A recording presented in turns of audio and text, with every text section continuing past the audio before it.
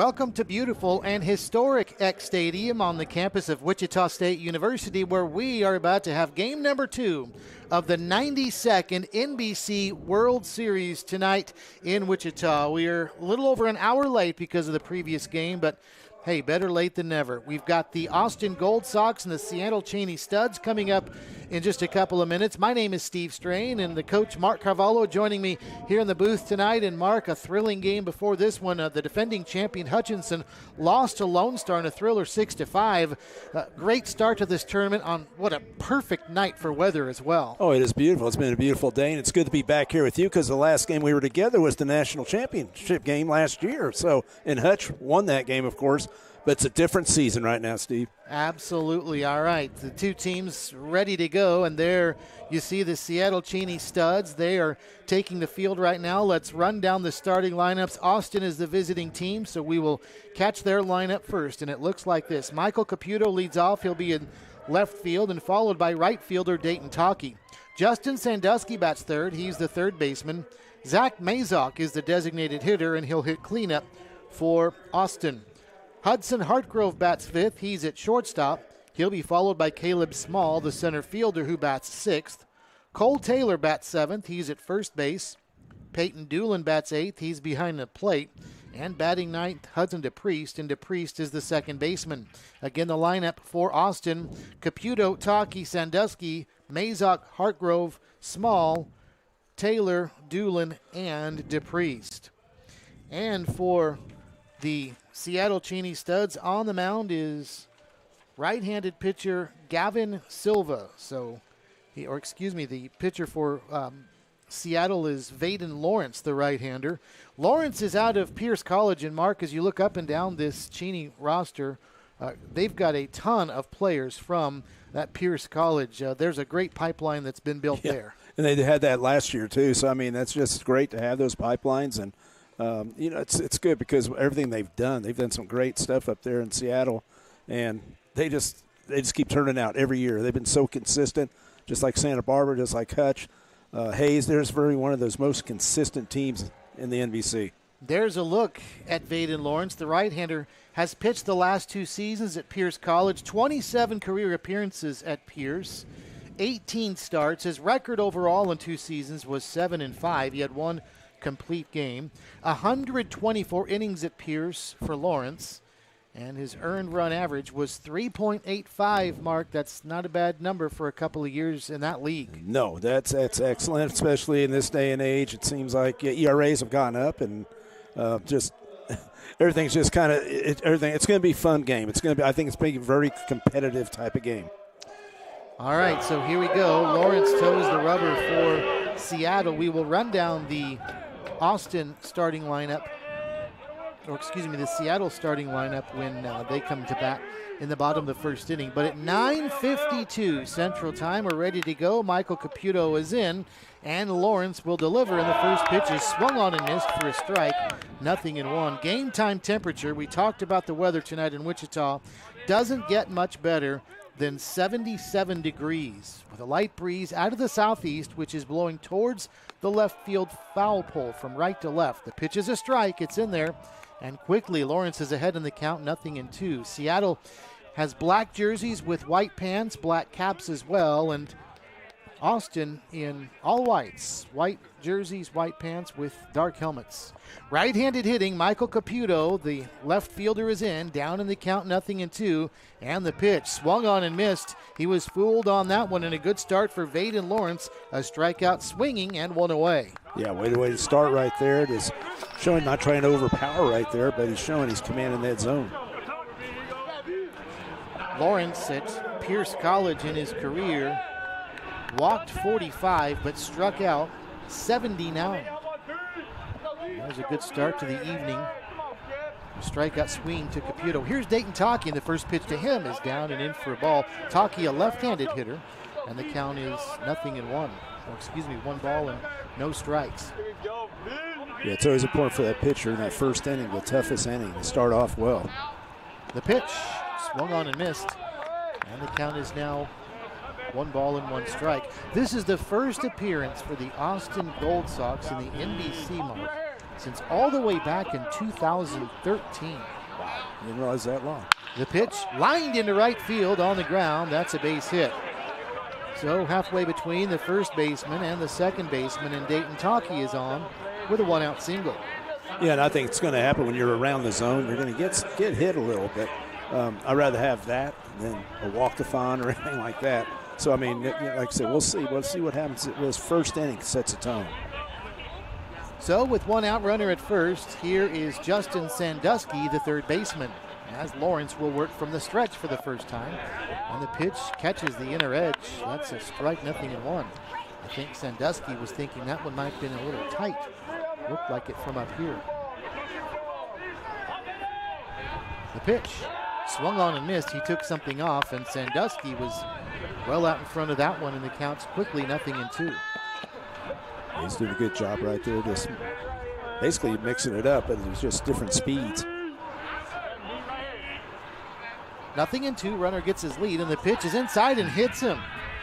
Sandusky didn't do much to get out of the way, just a little jerk of the leg, but that one plunked him on the right leg, and he is hit by a pitch, and he'll head down to first, and down to second base goes Dayton Talkie. Yeah, I was going to say that as a coach, that's one thing. I mean, the pitcher's very upset, but as a coach, he's ahead 0-2, and then you hit the plate. You just don't want that. So a wasted opportunity for Lawrence, as Mark said, as he was up in the count 0-2 to hit a batter. Runners at first and second, one away for Zach Mazok, the designated hitter, and he takes an off-speed pitch in there for a strike. It's 0-1. 15-4 the overall record for the Austin Gold Sox. 27-9 for the Seattle Cheney Studs. Lawrence through the stretch, and the pitch lifted, foul, straight back, out of play. And the count is no balls and 2 strikes. Only 19 games played for this Austin team, Mark, while 36 games, nearly twice as many played by Seattle. Yeah, and that's because different leagues that they have with the NBC, how many teams are in it, and probably not as many as the one that Seattle's in, the games.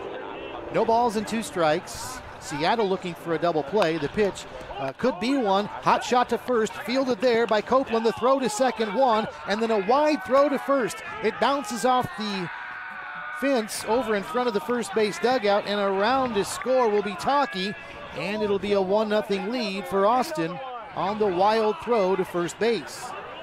Boy, it looked like a tailor-made 3-6-3, but the throw back to first was off the mark. If we look at the replay right here, we can see with the pitcher or the first baseman, they both looked like they were trying to cover the bag. Let's see if they're a little indecision right here. Yeah, it was about halfway between them, and the first baseman, Copeland, did hustle over to the bag, and then he sort of stopped and hesitated because he saw Lawrence coming over as well, and the throw went right in between them. So 1-0 Austin now, and a swing and a miss to Hudson Hartgrove. He's down in the count, 0-1. Mazok ends up at second base, and that will be an error on the shortstop, throwing the ball back to first base. Man, that could be a tough error if that was right there. Just some indecision right there with the ball getting by him. Pitch up in there for a strike, right at the letters. Hartgrove was taking it, it's 0-2. But the most important thing, it leads to a run. And that's not the way you want to start off right now. Like I said, this first inning, very important. No balls and 2 strikes, the count to Hartgrove, and the pitch down and away. He tried to check his swing, and he did, according to the first base umpire, who, by the way, is Tim Horton. Chance Wilson is behind the plate. Max Hudson is over at third. And Lawrence looks like he's got a good slider. It's a lot of movement right now. 1 ball and 2 strikes through the stretch, Lawrence. Nobody holding the runner on at second, and the pitch is high for a ball. And the count is 1 ball and 2 strikes. Things started off so well for Vaden Lawrence. Had very good command to the leadoff hitter, Michael Caputo, but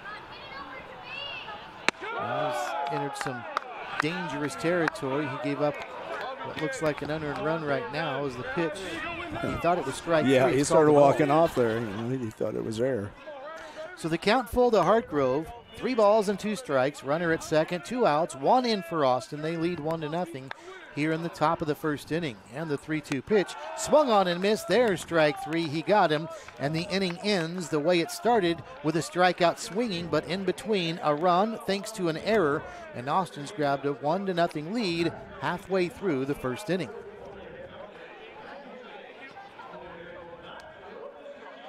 When you look for a place to learn, train, and grow, you need something that fits with your life. At Butler Community College, we want you to reach your goals in the most affordable way possible. That's why we keep our tuition rates low, so you don't have to stress about your future. It's why we offer hundreds of scholarship opportunities for pursuing your passion. And it's why we work hard to provide a professional higher education at a lower price tag. Butler Community College, let's get started.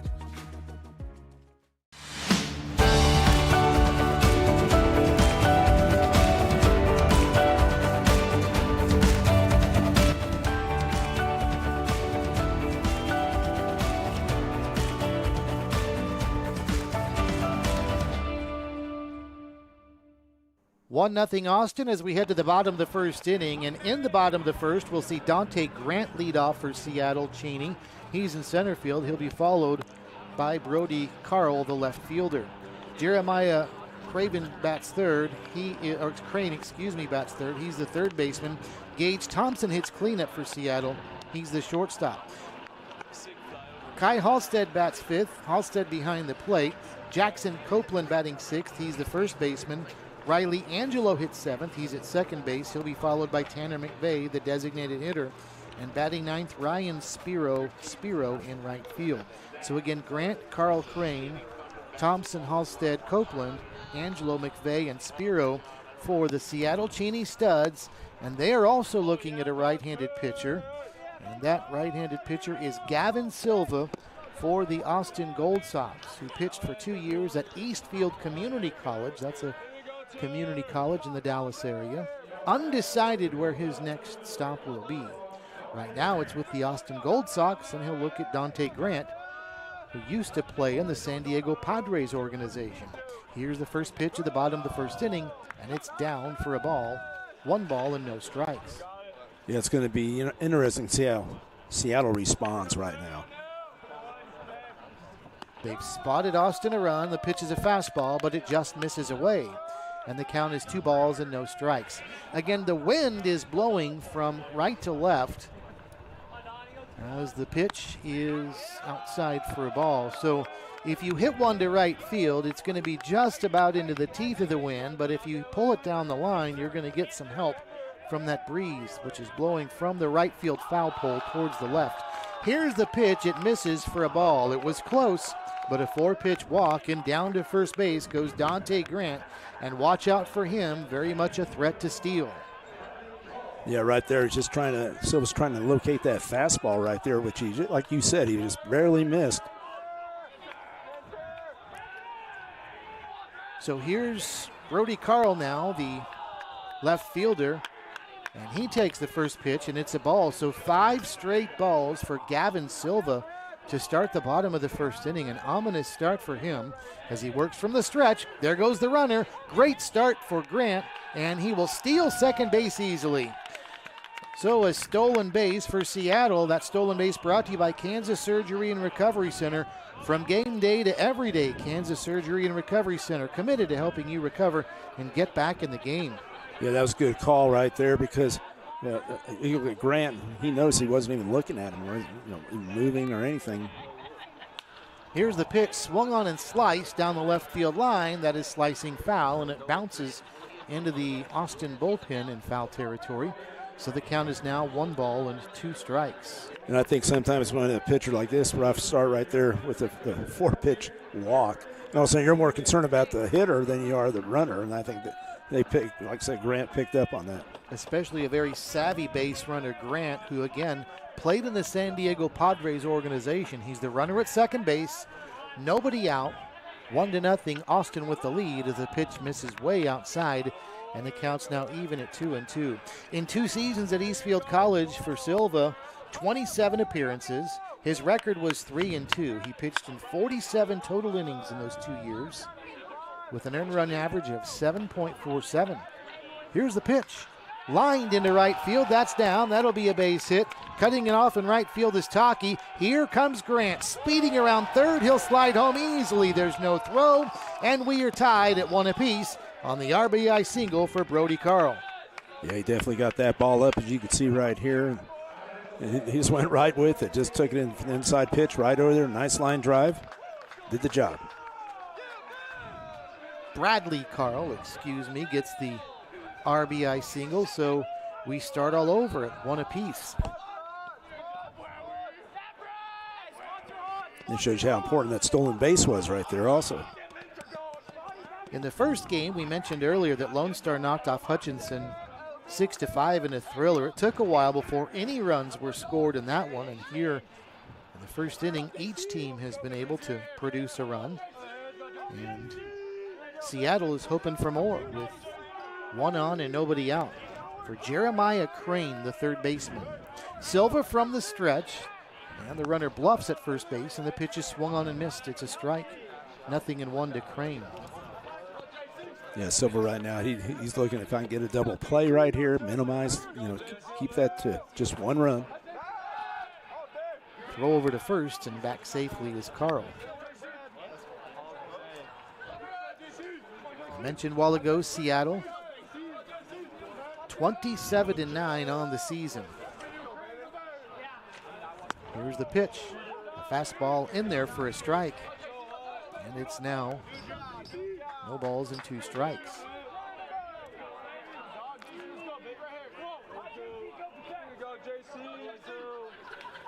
Crane, a very nice season at the plate. 340 with a homer and 30 runs batted in. There goes the runner. The pitch is outside. The throw to second is there. The tag is there. And a caught stealing 2-4. Nicely done by the Austin defense. Yeah, he picked the fastball. I mean, right there was a fastball, which helped your catcher right there, if you could see this right there. Yep, he got him. Well, in any more, Mark, you're seeing catchers throw that ball right in front of the bag to the first base side, and then those middle infielders, as the pitch is swung on and missed, strike 3, and down goes Crane. But these middle infielders, when they catch those balls from the catcher, are basically just letting the ball fall into their glove and then swipe the tag all in one motion. Oh, yeah. And that's exactly what we saw there with Doolin's perfect throw. Yeah, it's an art to it. I mean, that's what we work on. We try to get that right through this, make it kind of natural, and, put the good tag right on him. The guy will slide right into him. So 2 outs now for Gage Thompson, the cleanup hitter, big right-handed hitter for Seattle, and he takes high and away for a ball. 1 ball and no strikes. So each team with a run, each team with a hit. There has been 1 error that committed by Seattle in the top of the first inning that directly led to the Austin run.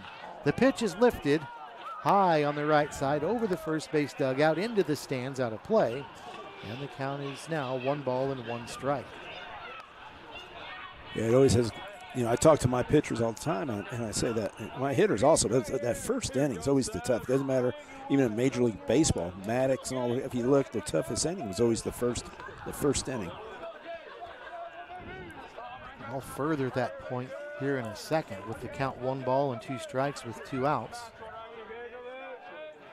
Provided we don't watch this half inning come to an end on this pitch, as the pitch misses for a ball 2-1. The other point I was going to say is, especially in a tournament like this where there's so much anticipation for these pitchers, then the game starts over an hour late and they have to wait. Oh, yeah. So you can imagine that only increases the jitters. Right. Yep. 2-1. Kind of throws them off just a little, but you got to adjust. The pitch to Thompson, ripped into left field, but right at the left fielder, Caputo. He's there, he snags it, and the side retired, but not before Seattle matches the Austin run, and after 1, a 1-1 tie. Maybe you're just installing a mailbox. Do you still need to call 811? Absolutely. Buried utility lines are everywhere. Installing mailboxes and fences are examples of projects that require you to call 811 so that you know what's below before you dig.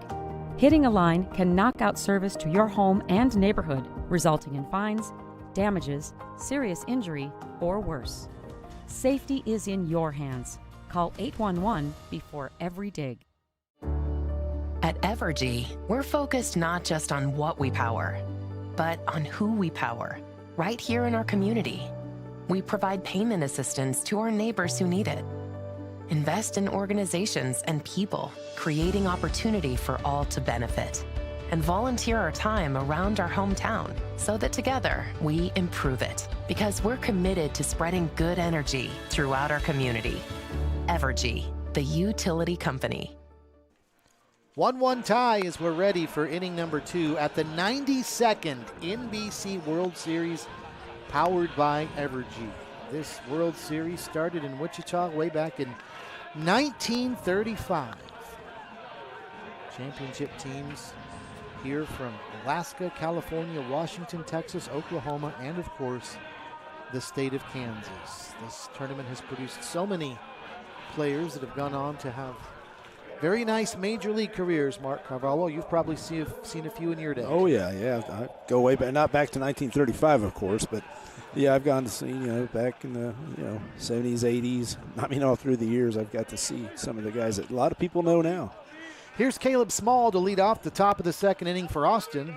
And Small takes the first pitch for a ball, 1 ball and no strikes.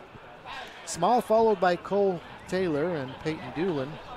6, 7, and 8 for Austin. If anybody gets aboard, Hudson DePriest, the number 9 hitter, will see the play. The 1-0 swung on and lifted left side over toward the third base dugout. And Crane is over to have a look, but that one will sail from play. And the count is now level at 1 ball and 1 strike. Caleb Small wrapped up a very nice season at Texas Lutheran not too long ago. He hit .325 on the season. Actually, that was his career batting average. I take it back in 2 years there. Drove home 51 runs, but did steal 16 bases just in this past season alone. It's a good season. Pitch is swung on and missed. And the count is now 1 ball and 2 strikes to Small. Speedy center fielder for the Austin Gold Sox. The pitch off speed, and that one misses. And the count is now even at 2 balls and 2 strikes.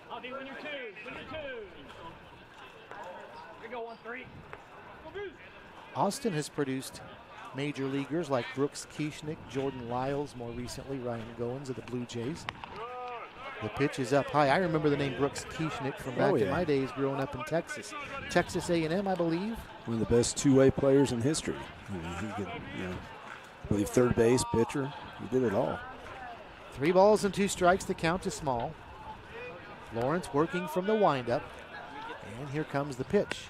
And that one's inside. It's strike 3. Small thought it was ball 4.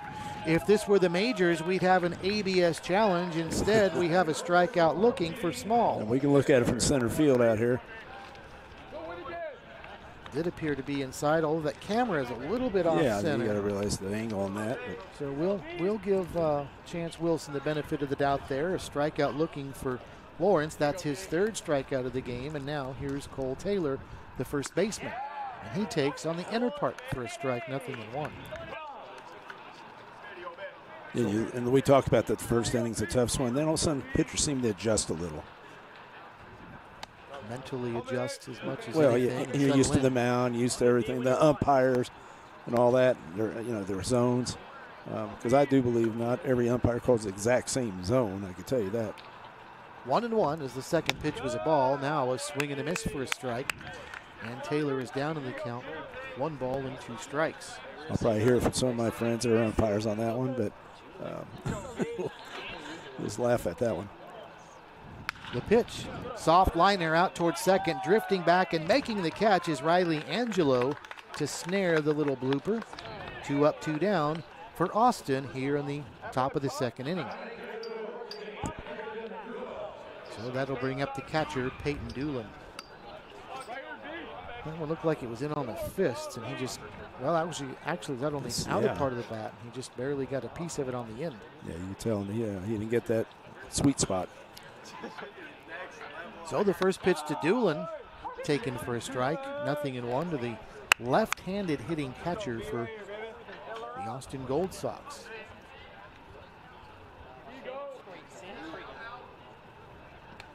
That one down and in. And he counts 1-1. Albert Pujols is probably the most recognizable name that's played in this tournament, would you say? Yeah, I'd say so. I mean, through the year. I mean, Certainly it depends. recently. Yeah, recently, yes. I mean, last was back with Bonds and some others. 1-1, and that one's down and in. Although I must say that Ozzie Smith played in this tournament, which is the reason tonight here at the NBC is Ozzie Smith bobblehead night. How about that? That's awesome. That's high chopper on the pitch, back toward the mound. Lawrence heads toward the first base line to field the one-hopper.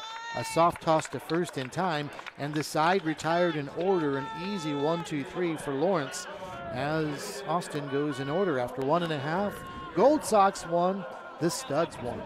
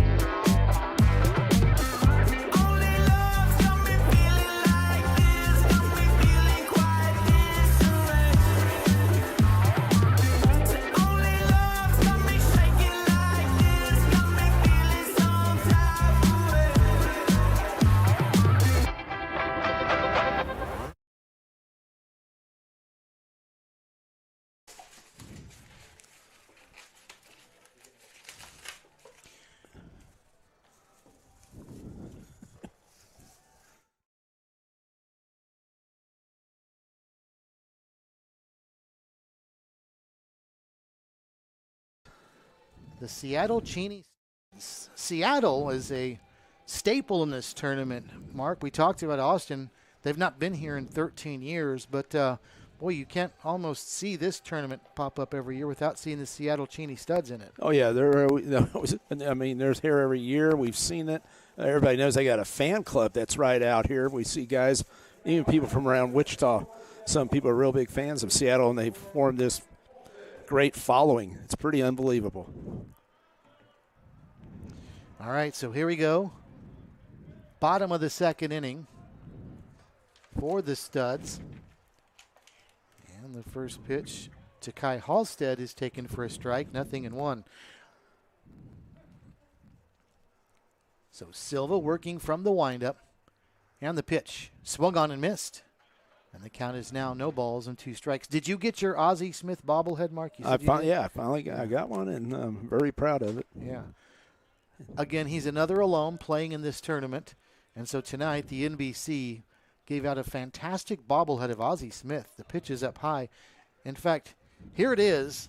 And if you're thinking it's upside down, well, he's got a neck brace on him in case he hurts himself. Yeah. It's because he's doing a backflip. How about that?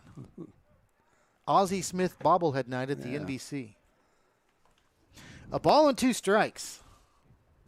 Here comes the pitch to Halstead, and that one's taken, and that'll even the count at 2 balls and 2 strikes. Yeah, I have talking to Ozzie probably numerous times through the years. You worked at camp with him, right? I worked at camp in Sioux Falls, South Dakota. I was with him for 2 hours working at camp. He was awesome. 2-2. The pitch down and away. And see, what I remember about it is, of course, there were so many little kids. There was this legends thing that they bring different sports legends to it. And he sat there for probably over an hour just signing every autograph, talking to kids, taking pictures, just very, very personal man. Here's the pitch inside for a ball, and down to first base goes Halstead. That one was close, but Silva did not get the benefit of the doubt, and it's a 3-2 pitch that ends up inside for a ball.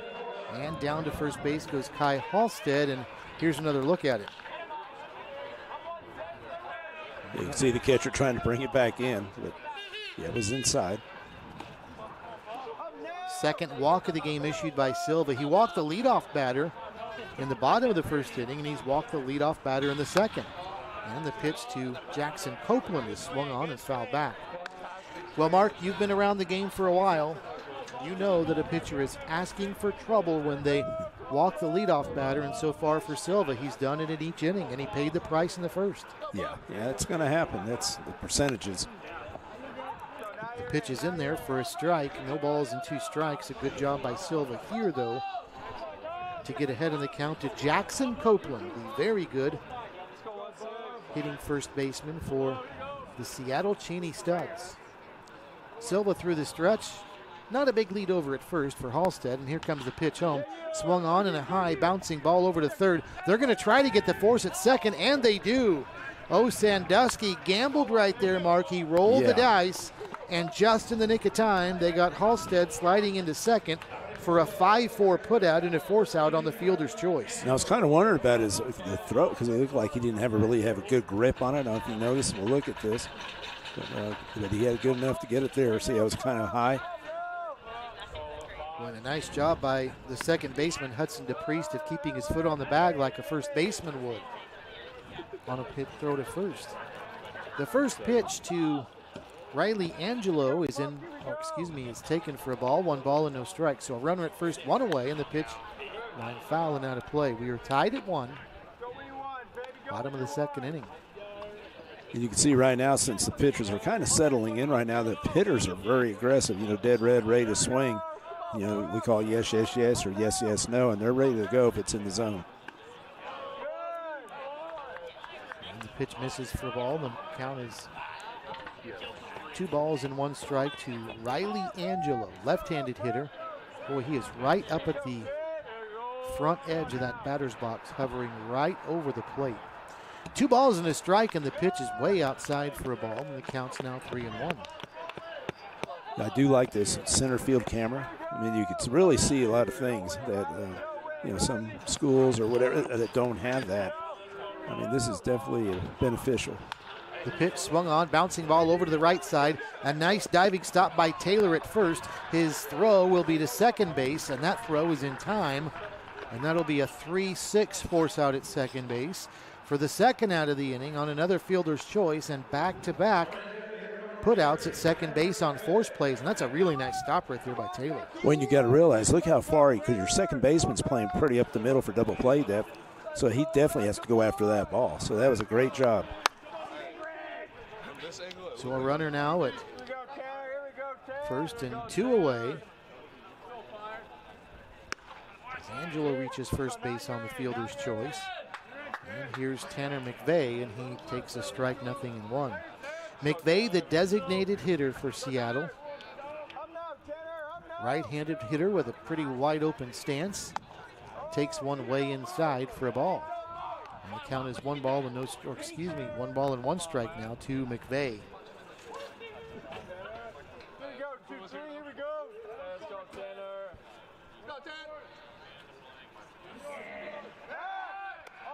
Throw over to first and back sliding in safely. Riley Angelo. I was going to tell you, I tell my pitchers, it's not the first pitch. If you get 1-1, then it's the next pitch. It's either 2-1 or 1-2. That can make a difference. Very pivotal pitch. Yep. In the sequence as another throw goes over to. But I agree. I mean, the first pitch is, but if you throw a ball and you throw a strike, it's 1-1. Tanner McVeigh from Graham, Washington. Wasn't sure about that one, but he went around. There's no question, and the count is now 1 ball and 2 strikes. And this is not even worth McVeigh arguing about. He knew he was fooled. Yeah. Almost a completely full swing, in fact, although he did try to stop. 1-2. Silva stretches and fires outside. And it'll even things up at 2-2 as Riley Angelo was bluffing a move towards trying to steal second base. We'll see if he's going this time. With a good hitter up there that would lead off the third. Indeed he is. And the pitch is swung on and a bouncing ball over to third. Oh, and it's muffed over at third by Sandusky, and everybody's safe. And then a wild throw into right field. And now Angelo will head to third. Well, that's likely going to be 2 errors on the play that time by Sandusky. And boy, he just made matters worse by trying to throw to second base. Yeah, I mean, that's one of those right there. Just eat it right there and let it go, and then you get the next play. He stays at second base. You can see right here. So McVeigh reaches on the E5, and then on this E5, Angelo goes down to third base. Yeah, because you already have 2 outs right now. Uh-oh. And this one is smoked to left field. way back, and this one is out of here. And a 3-run homer for Ryan Spira, the number 9 hitter in the order for Seattle, but a 3-run bomb, and the Studs have jumped out to a 4-1 lead.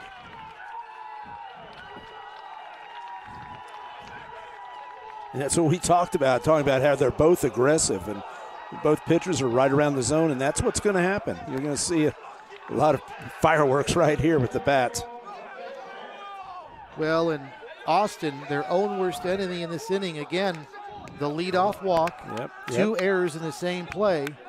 And that's what you get right there. Exactly.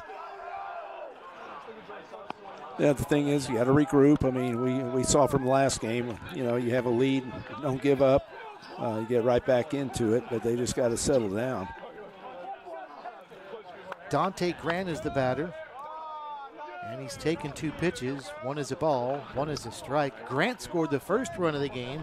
He walked and stole second back in the first inning and was brought around on an RBI single by Bradley Carl. The pitch is down low, and the count's now 2-1.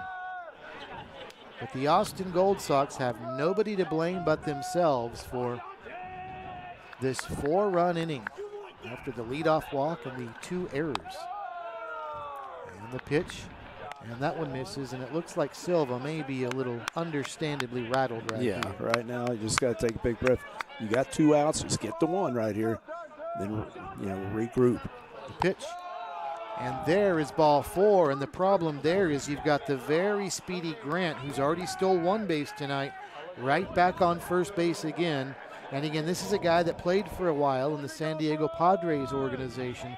Very savvy base runner, and yes. Mark Carvalho, with 2 outs in this inning, he's got nothing but a stolen base on his mind here. Oh yeah, he'll be ready. And if he makes an out, which, well, see what happens First here. pitch to Bradley Carl, swung on and lifted over toward the third base dugout. Sandusky's over.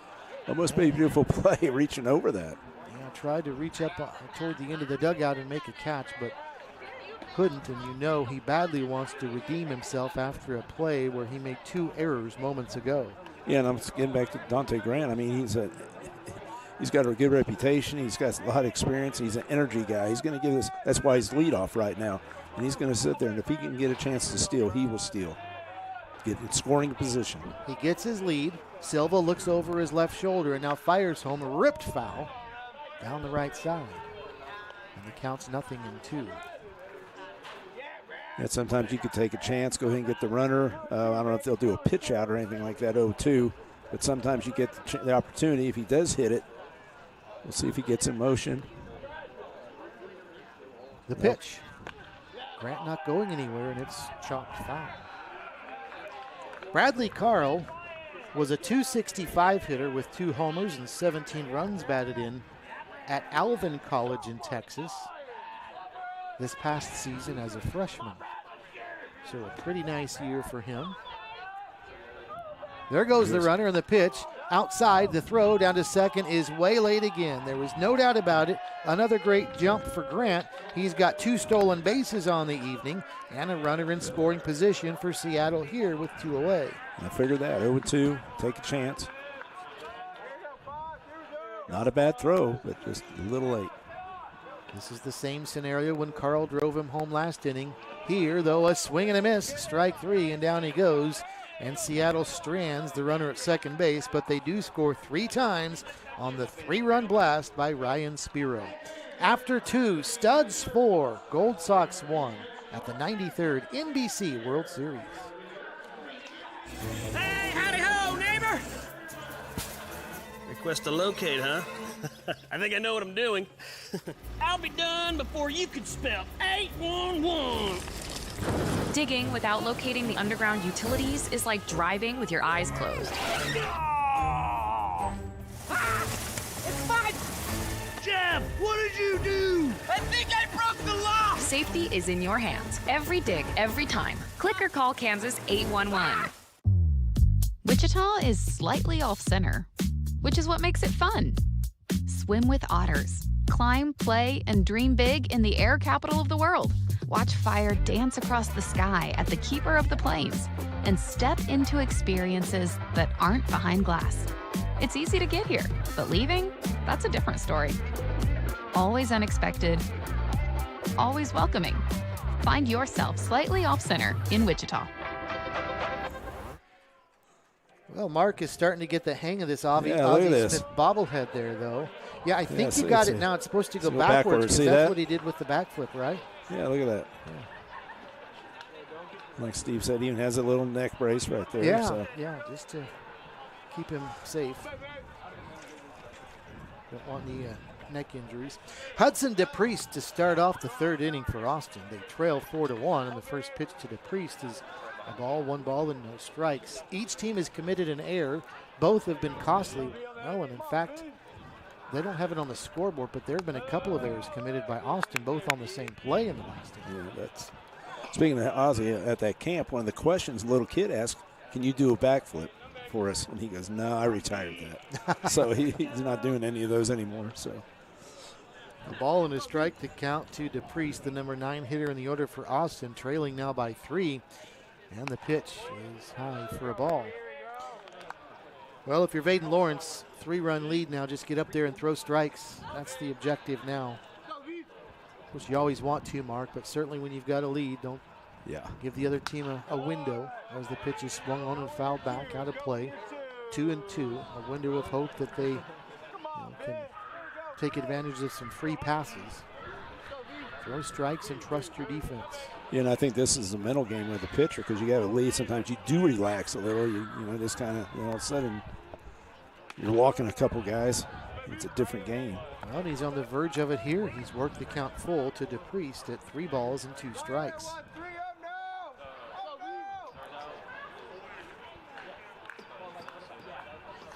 The pitch swung on and missed, strike 3, and down he goes. So a strikeout swinging as DePriest is retired, and that's the 4th strikeout for Lawrence here on the evening.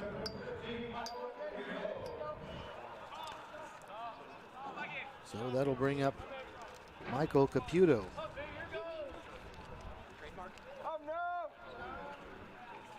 First pitch to Caputo is in there for a strike, and it's 0-1. Kind of look more like a changeup right there.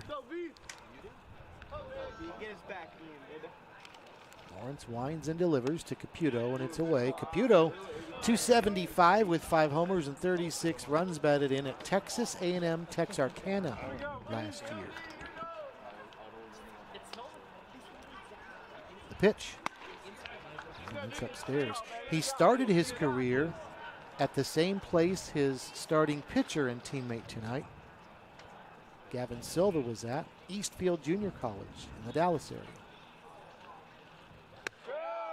Yeah, I know Coach Jones down there, going through the years at Texas A&M Texarkana. He does a great job. Sorry, I'll be quiet now. Every year after year, he's been there for years. He does a great job with players. 3 balls and a strike, and the pitch swung on and struck pretty well to center field. Back into his right is Grant, and he'll drift under it, make the catch for a long fly ball to center field and 2 away. 92nd NBC World Series from Wichita. You are seeing the second game of the first day, the second and only day, second game of the first day. Then they'll have a full slate of action starting tomorrow at noon. Be ready. Are you ready? You getting your rest? It's time. Yeah. Game on. Dayton Taki steps in, and he rips one into center field. This one's going to get down. It's going to be a base hit. Grant is over to cut it off, and Taki will stop at first base, and you'll have a 2-out single. Yeah, you're seeing, like we talked about, a lot of first pitch swinging right now. Well, and Dayton Taki certainly not intimidated by this moment. A guy fresh off of a national championship at the University of Oklahoma. Yeah. How about the last few months he's had? Yeah. Oh, yeah. That's fun. Yeah, they got on a roll right there at the end. Just cannot be denied. Justin Sandusky now takes a strike. 0-1 to him. He was hit by a pitch his first time up.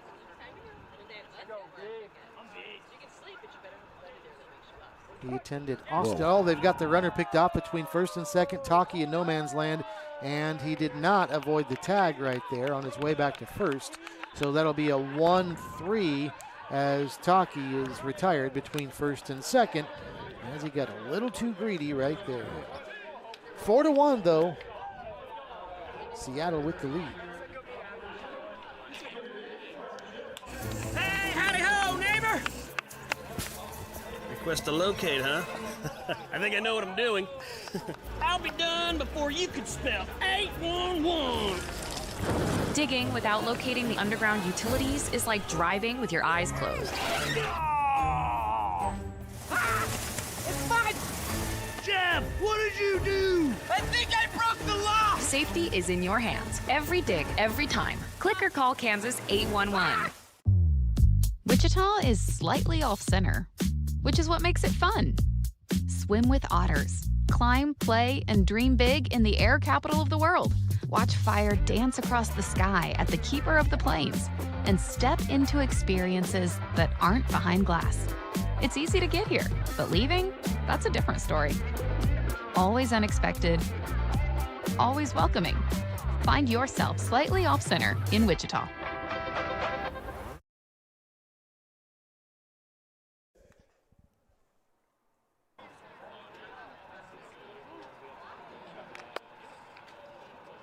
Well, the Seattle Cheney Studs trying to add now to their 3-run, 4-1 lead as they're about to step up here in the bottom of the third inning.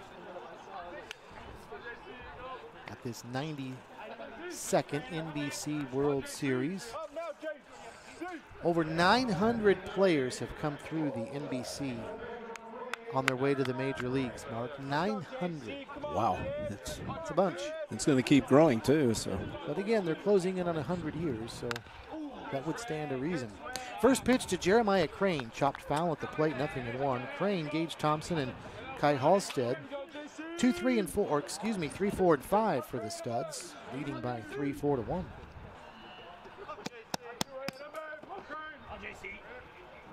The pitch, another one tipped at the plate.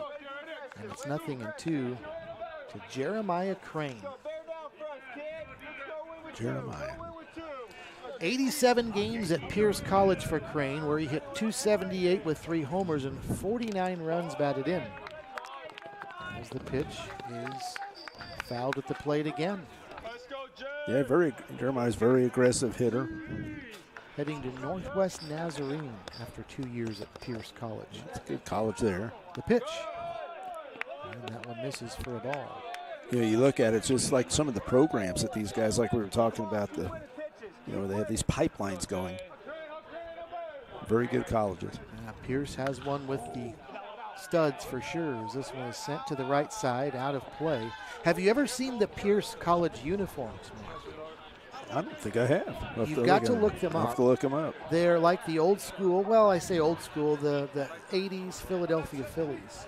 Oh. They've got the white with the maroon pinstripes and the old P, just like that. Yeah. And then they've got a maroon or dark red with white pinstripes in the same white P. It's pretty cool. That is cool. 1-2. Big swing and a miss. And down goes Crane to the third inning. And one away. Third strikeout of the game for Silva. You can see he just sent that one right past Crane for the strikeout. And now here's Gage Thompson, the shortstop.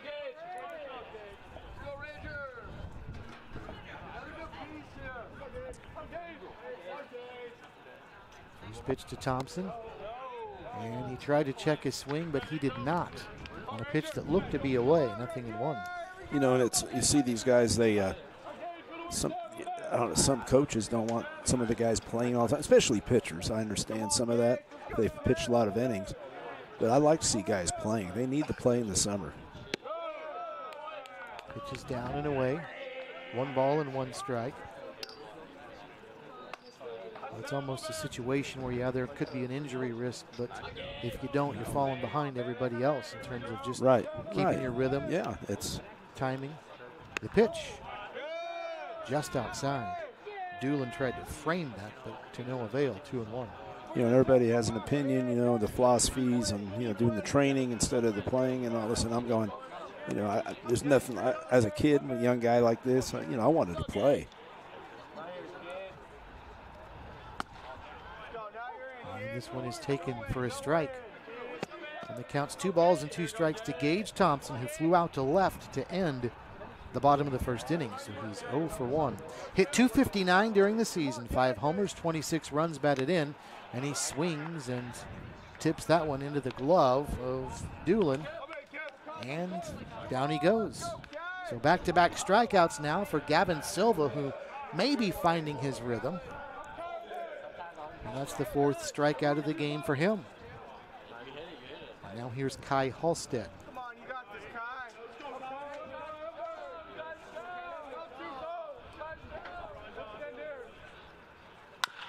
Halstead bounces one over toward short, charging in his Hartgrove. He'll throw to first in time, and a very easy 1-2-3 for Gavin Silva in the bottom of the 3rd inning. After 3, studs for Gold Sox 1.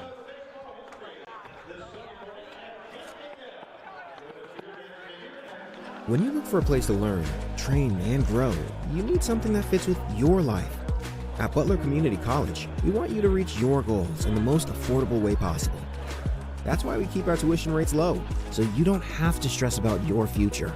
It's why we offer hundreds of scholarship opportunities for pursuing your passion. And it's why we work hard to provide a professional higher education at a lower price tag. Butler Community College, let's get started.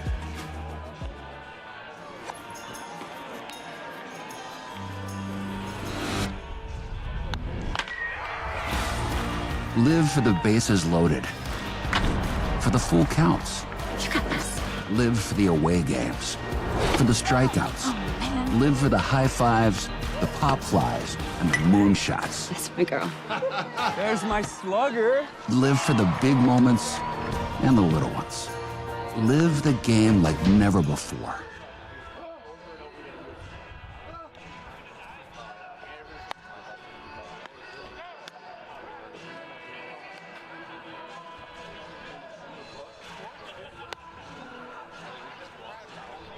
Top of the 4th inning from X Stadium in Wichita. Game number 2 of this 92nd NBC World Series. The Seattle Cheney Studs 4 and the Austin Gold Sox 1.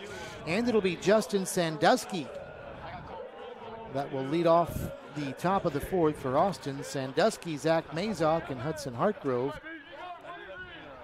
3, 4, and 5 for the Gold Sox, trailing by 3 runs, 4-1. Against Vaden Lawrence, and Lawrence delivers the first pitch down low for a ball, 1-0. I inadvertently tied one of the Seattle players to Justin Sandusky's college career. It's Sandusky that hit .265 at Alvin College last season. Because he wears the same jersey number as one of the Seattle players, I had attributed it to them, but it's Sandusky that went to Alvin, hit .265 last year as a freshman. 2 homers and 17 runs batted in. Here's the pitch. That one misses away. It was pretty close, but not good enough right there. 3 balls and no strikes to count to Sandusky, and he takes a strike. You know what? Hall of Fame baseball player is connected to Alvin, Texas, correct? Oh, yeah. Yeah, I definitely know. Matter of fact, I was down there, down in Waco last week working a showcase. And had some coaches there from Alvin. Is that right? The JUCO there. We were talking about Nolan. Nolan Ryan Yep. from Alvin, Texas. Pitch taken, it's 3 balls and 2 strikes to Sandusky. He was hit by a pitch back in the 1st inning. And the pitch ripped into the gap in left center field. That one's going to roll for a while, and Grant can't get to it. It's going to bounce all the way to the fence. Sandusky is going to stop at second base, and he's in there with a leadoff double. So a good way to start the top of the 4th inning for Austin as the Gold Sox get Justin Sandusky out at second base with a leadoff double. That's a good piece of hitting right there. Just was very patient, let it get a little deeper, and just went with it. Boy, and you've got to place it well to get it past the speedy Grant. He did on this turf. He was also slicing away from him, as you may have seen on the replay. And that's just what Austin needs to start this 4th inning down by 3 runs. And now here's Zach Mazok, the designated hitter. And we got to, like I say, you got to try right now to make sure you get this run in. Try to get half the game, 4-2. First pitch taken for a strike. I don't think Mazok liked that. In fact, he glanced back at Chance Wilson, the home plate umpire, but it is a strike, 0-1 to Mazok, who reached on a fielder's choice back in the first inning. The pitch chopped up the first baseline, and it's just foul. And the count is no balls and 2 strikes to Mazok. And I always look at it right here, Steve. It's like you just do your job right now. Get him over to third. You could also try to go for the big inning, but the thing is, you need to score. You need to close that gap right there. Make this a 4-2 game, then possibly more 4-3. You have no outs. Ripped down the right line. This is hooking, but this one is going to be a fair ball, and it's going to bounce over the fence for a ground rule double. Back-to-back doubles to start the top of the 4th inning for Austin, and they've cut the deficit in half. Now it's 4-2. Or you can do that. You can sit there and just, but like I said, you're looking for that inning to get back. You definitely want to get this in half. And now it goes the same thing. We got to move them over, make this a 4-3 game, 1-run game. And you're right back in this game real easy. So Mazok with the double. He's at second base. He's credited with a run batted in. It's a 4-2 game now in favor of Seattle. And here's Hudson Hartgrove, the shortstop. And he takes a ball, 1 ball and no strikes. Hartgrove a strikeout victim to end the top of the first inning.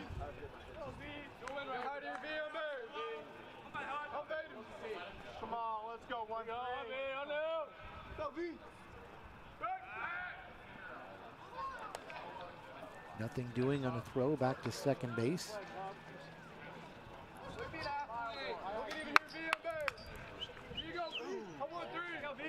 So back-to-back base hits, extra base hits, that is, for Austin here in the top of the 4th inning.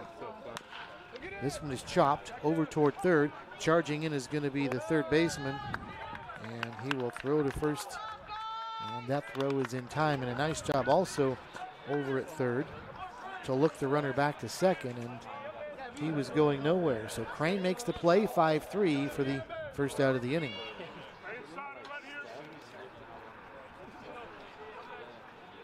But you're right, it is a beautiful night, and it's 75 degrees. 77 when we started, probably chilled off a degree or two since then. Oh, there it is, 75 degrees. Beautiful. Here's Caleb Small now. And he sends one high and very deep to right field. Spiro back at the warning track. He's got room.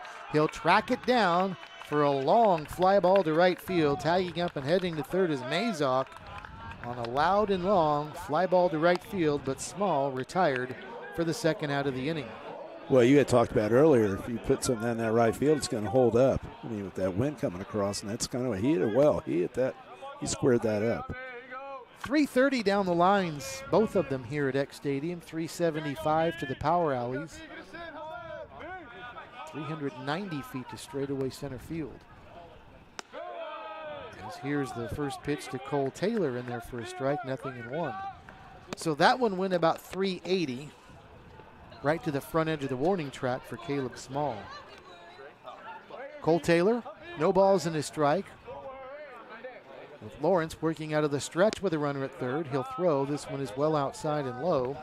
Nice stop by Halstead behind the plate, and it's 1-1.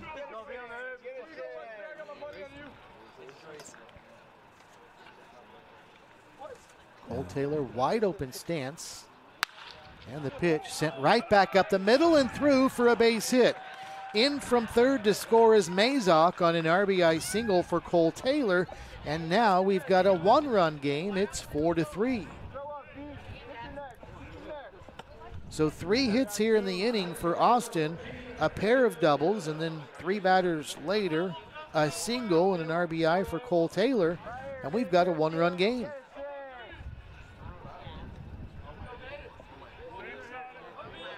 So now here's the catcher, Peyton Doolin.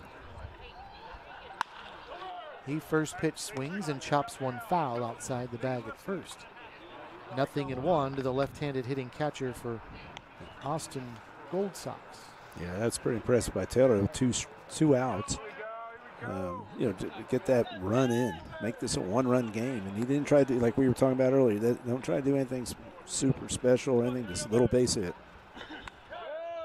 Inside corner for a strike. It's 0-2. Doolin 0 for 1. Bounce back to the pitcher to end the second inning. Lawrence through the stretch. Nothing doing over at first and delivers low, 1-2. Austin's best appearance in the NBC was a third-place finish back in 2003. If you missed it earlier, they've not appeared in this tournament in 13 years. 2013 was the last time they were here. Lawrence through the stretch with 2 outs. There goes the runner in the pitch. Another one driven deep to right field. This one is back, and this one is going to be caught at the wall. Leaping was Spiro at the warning track and bangs into the fence, but holds on for another loud fly ball to right field, and that retires the side, but not before Austin scores a pair, and they've pulled within 1. Seattle 4 and Austin 3 at the 92nd NBC World Series after 4.5. Wow. Great play. Hey, howdy ho, neighbor! Request to locate, huh? I think I know what I'm doing. I'll be done before you could spell 811. Digging without locating the underground utilities is like driving with your eyes closed. It's fine! Jeff, what did you do? I think I broke the law! Safety is in your hands. Every dig, every time. Click or call Kansas 811. Wichita is slightly off-center, which is what makes it fun. Swim with otters. Climb, play, and dream big in the air capital of the world. Watch fire dance across the sky at the keeper of the plains. And step into experiences that aren't behind glass. It's easy to get here, but leaving, that's a different story. Always unexpected, always welcoming. Find yourself slightly off-center in Wichita.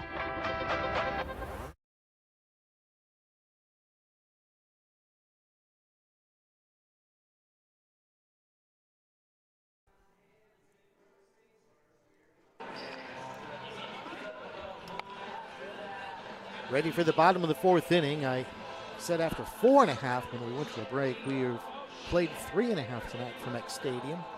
4-3, the Seattle Cheney Studs over the Austin Gold Sox. But it's getting late, Mark Calvallo. In fact, for folks watching on the East Coast, if there are any, it's just about midnight. It is. It's getting there. Time flies right here today. Jackson Copeland to start off the bottom of the 4th for the Seattle Cheney Studs, and he chops one foul at the plate. 0-1 to Copeland, who rounded into a fielder's choice back in the 2nd inning, so he is 0 for 1.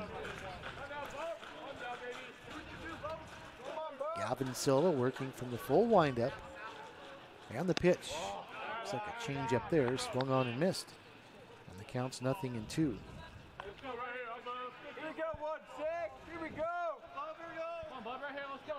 Like I said, you can't. This is beautiful. This is excellent weather right here. Just a nice breeze. Yeah, it is a delightful evening tonight from Wichita. Especially when you're in July, and that's the thing. I mean, this a day or two is just it's wet and humid and everything. And now it could be changing tomorrow, from what I hear. But 1-2 is chopped at the plate, foul. And the count remains 1 ball and 2 strikes. Jackson Copeland, another one of the many Seattle Cheney Studs players that played at Pierce College. Whoa. This one, he swings and misses and sends his bat flying over toward the third base on deck circle, and there's a strikeout for Silva, and there's one away. Yeah, very, say, nice, relaxed, loose grip right there. Well, Mark, as we watch Silva get the strikeout, you talked about pitchers settling in, and how about Gavin Silva? That is now 3 strikeouts in the last 4 batters faced. Yeah, no, he's settled it in. In fact, let's go back to the 2nd inning. That's 4 out of the last 5. Yeah, and I mean, and unfortunately had the error that I think that hurt right there in this situation. But like I said, it's a 1-run game. Riley Angelo is in and takes a strike. 1 ball and 1 strike to him. I think both pitchers, they've settled in. And but if you notice the hitters, though, they're still staying aggressive because both their pitches are right by the zone. Angelo out in front of that. 1 ball and 2 strikes. Angelo reached on a fielder's choice and scored in the second inning. So he is 0 for 1 with a run scored, and the pitch is down and away for a ball, and it's 2-2. Riley Angelo heading to Biola University in La Miranda, California. There's a swing and a miss, strike 3, and right now he's heading back to the dugout, and that is now 5 strikeouts for Silva in the last 6 batters faced, and that's his 6th strikeout overall in the game. You can see he's locating his pitches a lot better. His slider right there, his fastball's been a lot better, so he's got 2 to the 3 right there, definitely looking good on the pitches. So here's Tanner McVeigh now, the designated hitter, and he has a big rip and a miss at a Silva offering, and it's 0-1.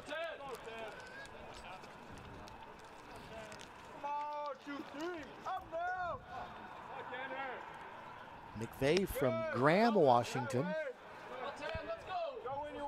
Played collegiately at Allen Hancock Community College. The count is even to him, 1 ball and 1 strike. And this one way outside for a ball.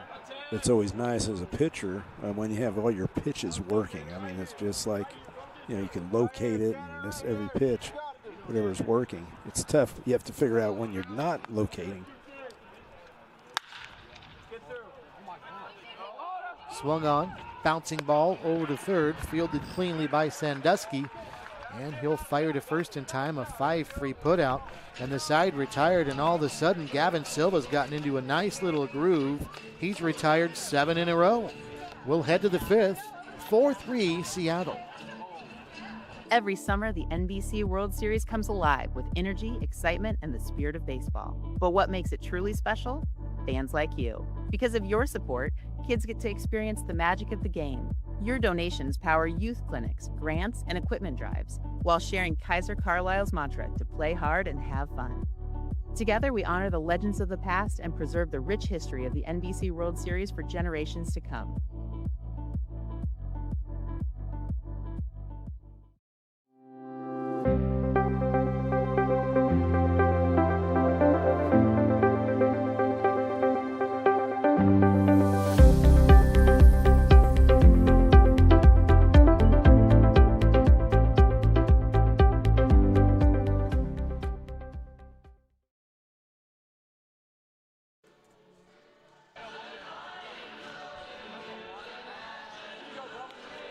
On to the 5th inning we go from Wichita, 4-3.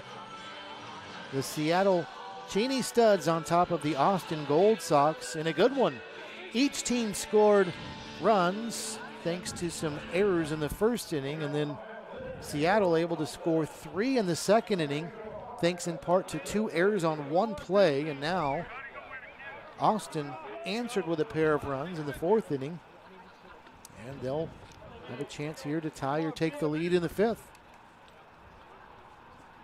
Vaden Lawrence still in for Seattle, and the first pitch is inside for a ball, and it's 1 ball and no strikes to Hudson DePriest, right-handed hitting second baseman for the Gold Sox.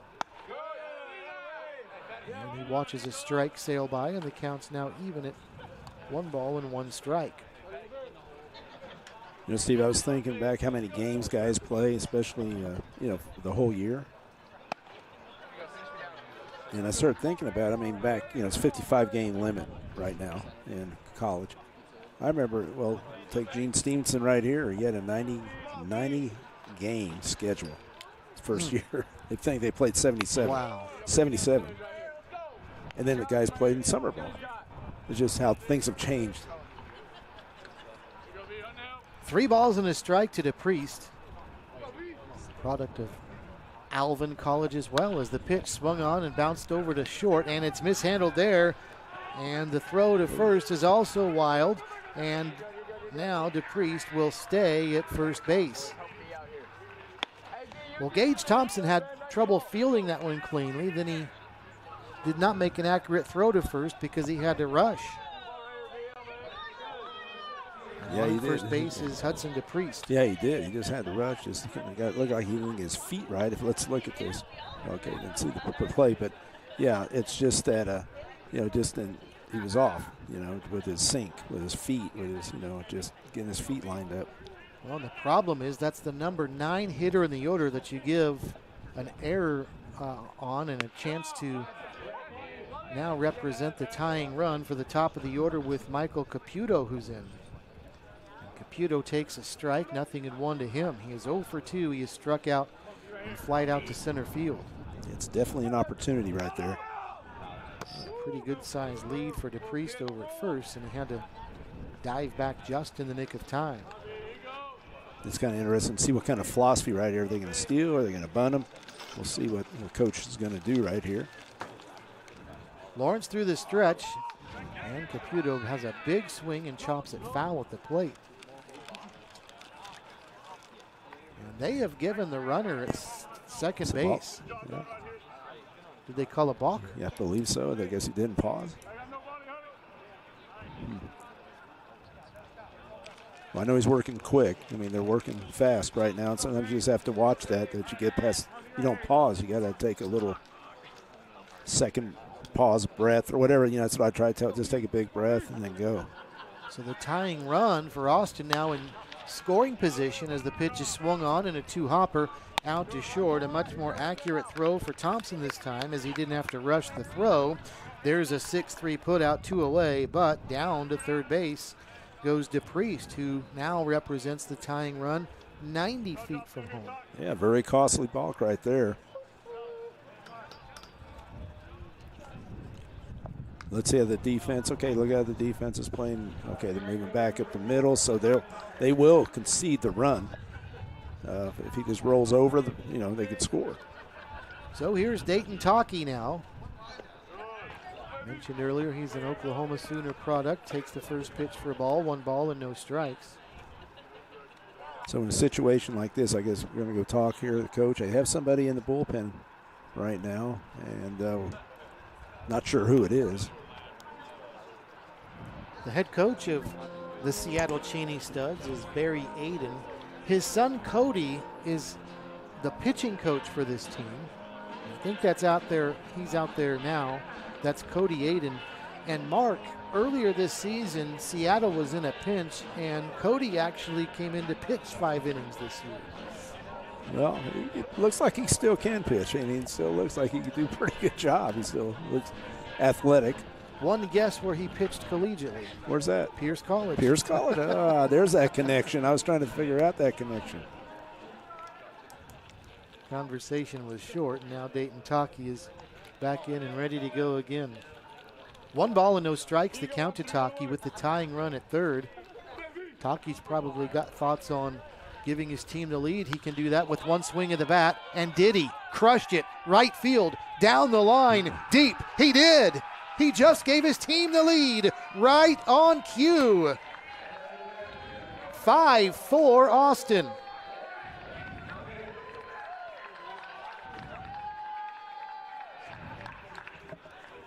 Yeah, he got a hold of that. And like you said, it's tough with that wind coming across, but he cut right into the teeth of it.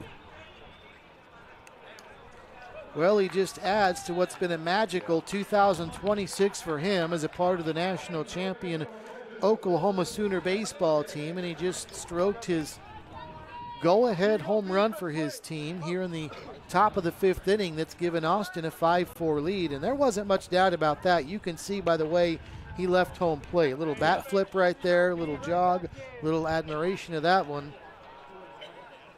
And a 2-run homer has given the Gold Sox the lead. He kind of acted like he's done that before, didn't he? I think he has. I think he has, yeah. Justin Sandusky is in now. Counts 1 ball and no strikes to him.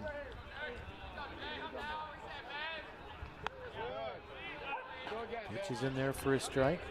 2 balls and a strike to Sandusky. Attended Austin McNeil High School just last season. Pitch is high and away for a ball. He was ranked the 5th best third baseman in the state of Texas by perfect game. When you're the fifth best anything in Texas, you're pretty darn good. You're real good. Foul down the first baseline. Like I said, I was just down there in Waco at Baylor doing a camp last week, showcase, and man, the talent. And then you also had some guys from Australia, some kids, a team from Australia. I mean, there's a lot of good players down there. 3-2, and Sandusky takes ball 4, and he'll head down to first base on a 1-out walk. Well, a nice job by the Austin Gold Sox after falling down 4-1. They've scored 4 unanswered. They've also chased Vaden Lawrence out of the game because there's a pitching change being made here in the top of the 5th inning. This call to the bullpen brought to you by Kansas 811. Before you break ground on your next project, remember to call 811 before you dig. It's free, it's easy, and it's the safe way to know what's below. Kansas 811. Call before you dig. 5-4, Austin with the lead. Hey, howdy ho, neighbor! Request to locate, huh? I think I know what I'm doing. I'll be done before you could spell 811. Digging without locating the underground utilities is like driving with your eyes closed. It's fine! Jeff, what did you do? I think I broke the law! Safety is in your hands. Every dig, every time. Click or call Kansas 811.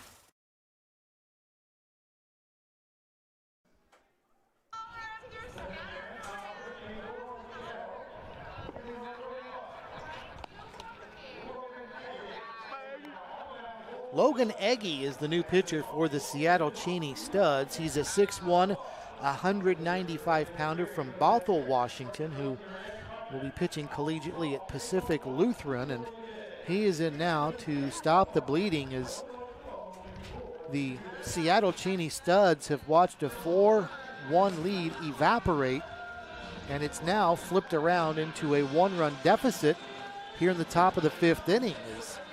Austin has scored 2 runs in the 4th inning, 2 runs in the 5th after a single run in the 1st inning. So 4 unanswered for the Gold Sox, and they've taken the lead. And credit this Austin team, Mark Carvalho, because they were down 4-1 against a very seasoned and experienced Seattle team. A Seattle team where a lot of these guys have played a lot of baseball together at Pierce College. At Pierce, yeah.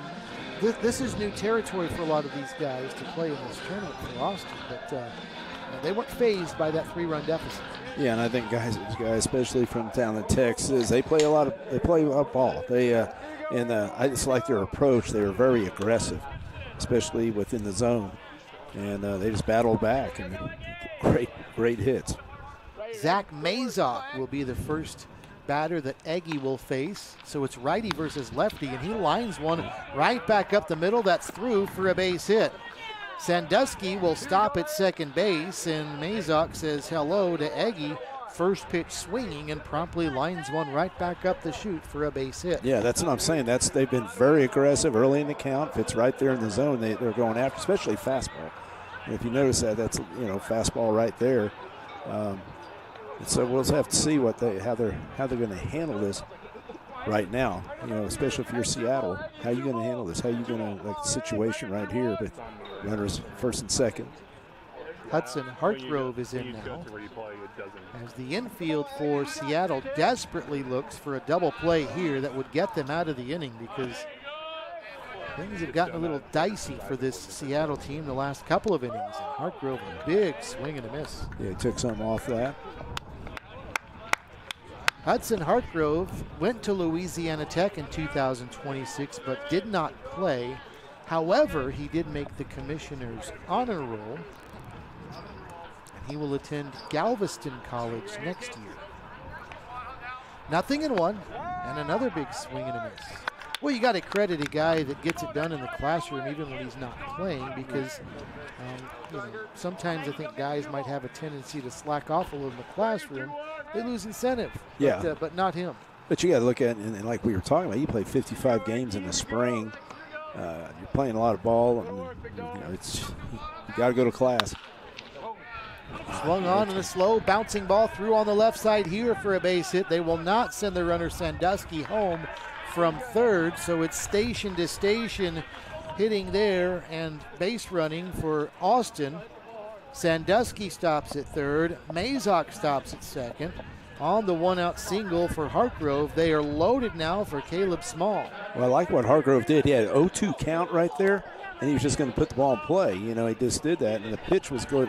It was too good, probably, but he did have to reach down and get it. But he made sure, you know, he put it in play, and they found a hole. So Caleb Small now hitless on the night for Austin, but he's got the bases loaded here, and he takes a big rip and misses. At the first one, it's 0-1 to Small. Yeah, I don't know if we were charting this, you know, like we'll do as coaches and see how many first pitch swings that they've been doing. They've been doing a lot. I think most of it's been first pitch swinging. Here's the pitch. Outer edge for a strike. 0-2. It's pretty crucial right here with the bases loaded.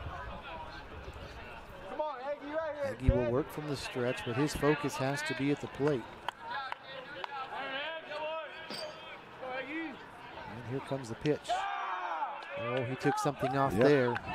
And way out in front was Small and a strikeout, a much needed strikeout for Aggie in Seattle, as that's the second out of the inning. See, that's where sometimes like a change up right there, because everybody's sitting there, sitting dead red or ready to jump on that fastball. So here's Cole Taylor now, the 8th man to bat in the inning for the Austin Gold Sox, and he takes a fastball for a strike, 0-1. Aggie had some heat on that one. Yeah, and you can have that fastball right there. It just depends on your location.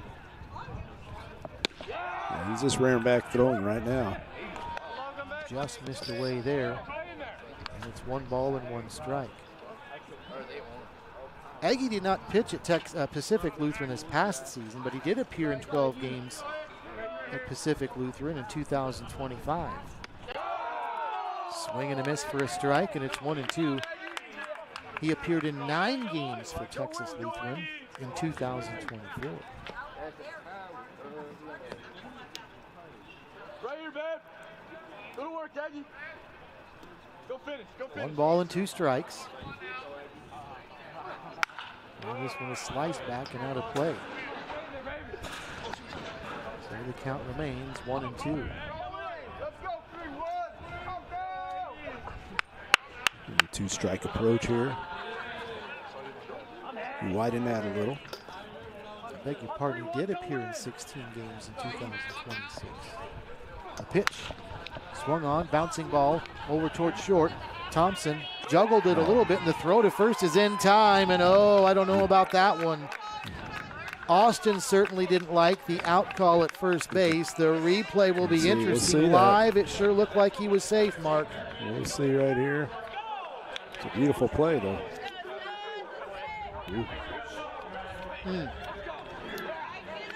Yeah, that was a great play. I mean, great play coming across your body and throwing it right there, a strike. Controversy halfway through this one, but the side retired. Austin does score twice in the 5th. They've taken a 1-run lead. When you look for a place to learn, train, and grow, you need something that fits with your life. At Butler Community College, we want you to reach your goals in the most affordable way possible. That's why we keep our tuition rates low, so you don't have to stress about your future. It's why we offer hundreds of scholarship opportunities for pursuing your passion. And it's why we work hard to provide a professional higher education at a lower price tag. Butler Community College. Let's get started.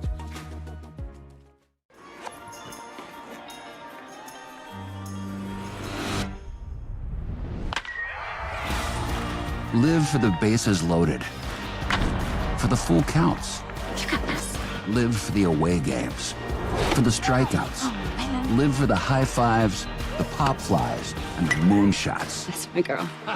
There's my slugger. Live for the big moments and the little ones. Live the game like never before.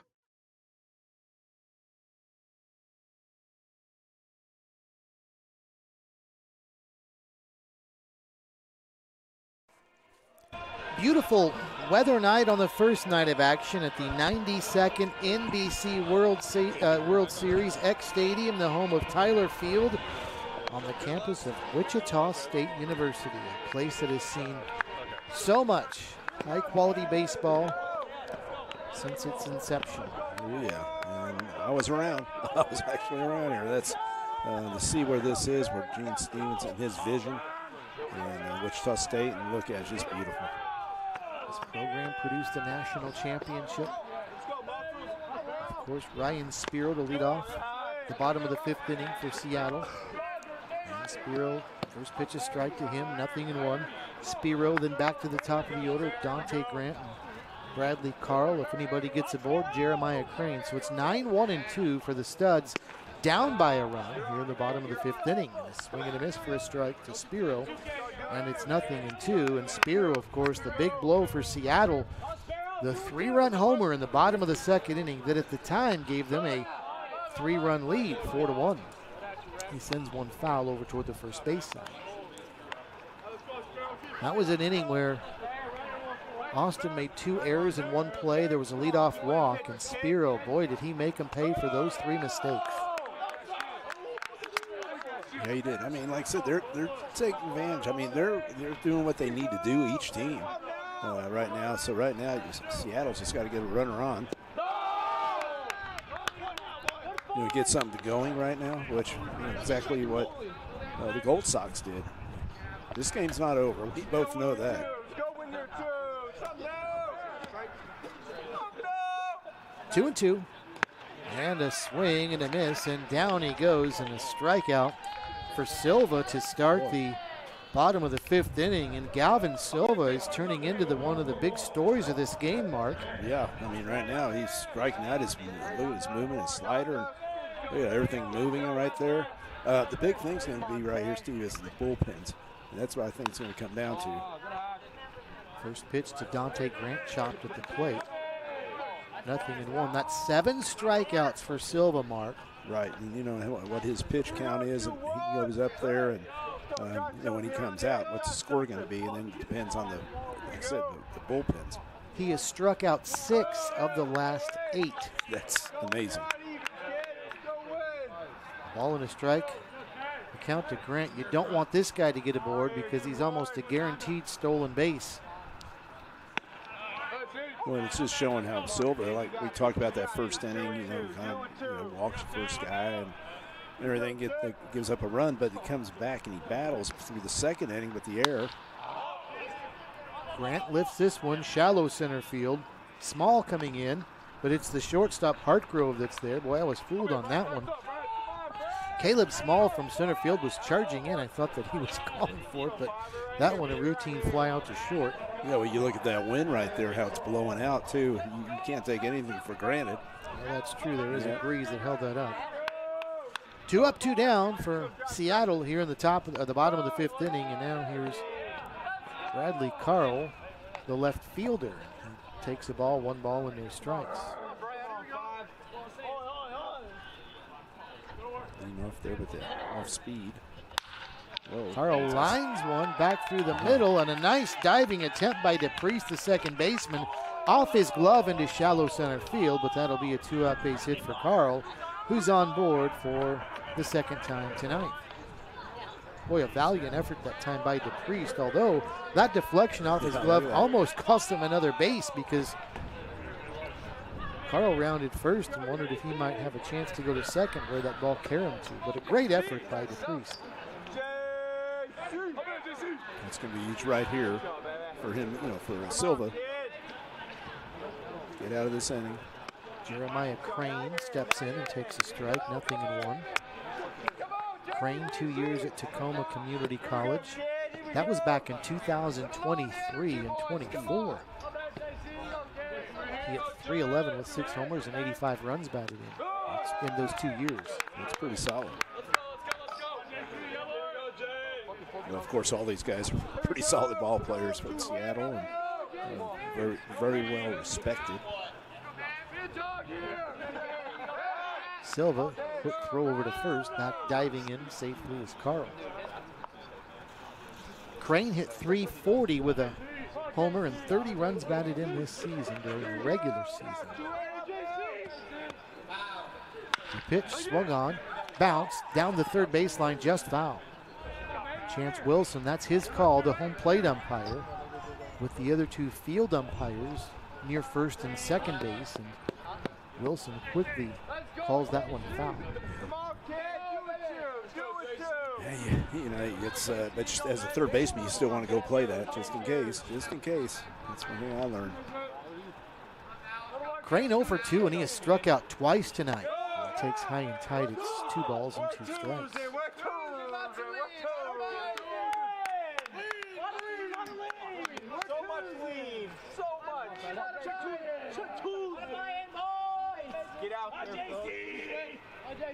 Silva stretches, runner not going anywhere, and the pitch swung on and ripped right back up the middle. That'll be a base hit. Stopping at second base is Carl, is now the Seattle bats, which had been quiet the last few innings, starting to heat up a little here in the bottom of the 5th. Back-to-back base hits. They've got first and second with 2 outs. And now the cleanup hitter Gage Thompson about to step up, but not before a conversation out on the mound. Yeah, like I said, he's pitching a great game, but right this inning after the strikeout, you have 6 and then 2 base hits, and right there, it's the top of the lineup right there. You had the 2 and 3 hitters, now you got the 4 hitters, so you want to go to see how he feels.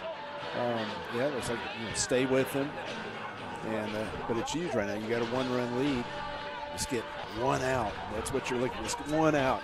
That's what Silva right now is looking at. That's a lot what that conversation was probably like out on the mound. Don't worry about the base runners. Don't worry about anything except getting this out. There is activity down in the Austin bullpen, but the Gold Sox desperately hoping Silva can work through the 5th inning and retire Gage Thompson with no damage done. Runners at first and second, though, for Seattle with 2 outs, and the first pitch to Thompson is in there for a strike, 0-1. Gage Thompson is 0 for 2. He is flied out to left and struck out. Hit .259 on the season with 5 homers and 26 runs batted in. And this one trickles away from the catcher behind the plate. He'll throw to third, and the throw is a little bit late. And down to third goes Carl. Yeah, he had that hesitation right there. I think if he just got up and threw it, he would have had him.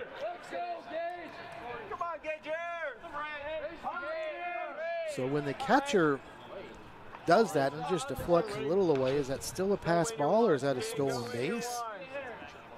How would Mark Carvalho score that? I'll probably give him a stolen base, but nonetheless. I'm not Michael Dean. I don't have his, Mike Dean, the longtime scorekeeper here at the NBC. I've known him forever. So, for a long time, I used to be an official photographer, actually, at NBC years ago. The pitch just misses. You've worn many hats at this point. I've been here. And you've coached in it. Yeah. You've been the general manager of teams. Yeah. Have you played in it? Yeah, years ago. Played in it? Yeah. You broadcasted it. Yeah. You've taken pictures of it. Yeah, it's been fun. Like I said, NBC is part of my life. I've had fun with it. I try to get, I want my players to play in this, especially in college. It's the opportunity, the experience. All you haven't done is sold hot dogs. Well, I was thinking about doing that tomorrow between the breaks, Yeah. Talk to Katie about it. Carry lots of relish with you. I thought I'd do that. 3-2, the runner from first should be going. He's not. Why not? And the count wasn't 3-2 apparently. It's still 3-2. We'll see if he's going this time. Runners at the corners. 2 outs with a full count to Gage Thompson. There goes the runner. The pitch swung on and a bouncing ball towards short. Fielded there by Hartgrove. He'll throw to first in time. And the side retired, and Austin escapes unscathed as Seattle leaves 2, including a runner 90 feet away that was the potential game-tying run. We go to the 6th. Austin 5, Seattle Cheney 4.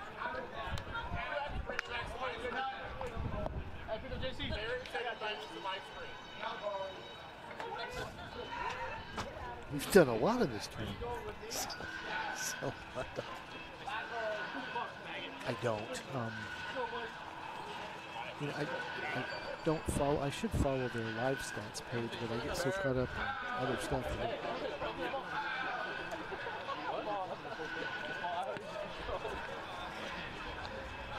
I was wondering about that though. Maybe you're just installing a mailbox. Do you still need to call 811? Absolutely. Buried utility lines are everywhere. Installing mailboxes and fences are examples of projects that require you to call 811 so that you know what's below before you dig. Hitting a line can knock out service to your home and neighborhood, resulting in fines, damages, serious injury, or worse. Safety is in your hands. Call 811 before every dig. At Evergy, we're focused not just on what we power, but on who we power, right here in our community. We provide payment assistance to our neighbors who need it. Invest in organizations and people, creating opportunity for all to benefit. And volunteer our time around our hometown so that together we improve it. Because we're committed to spreading good energy throughout our community. Evergy, the utility company.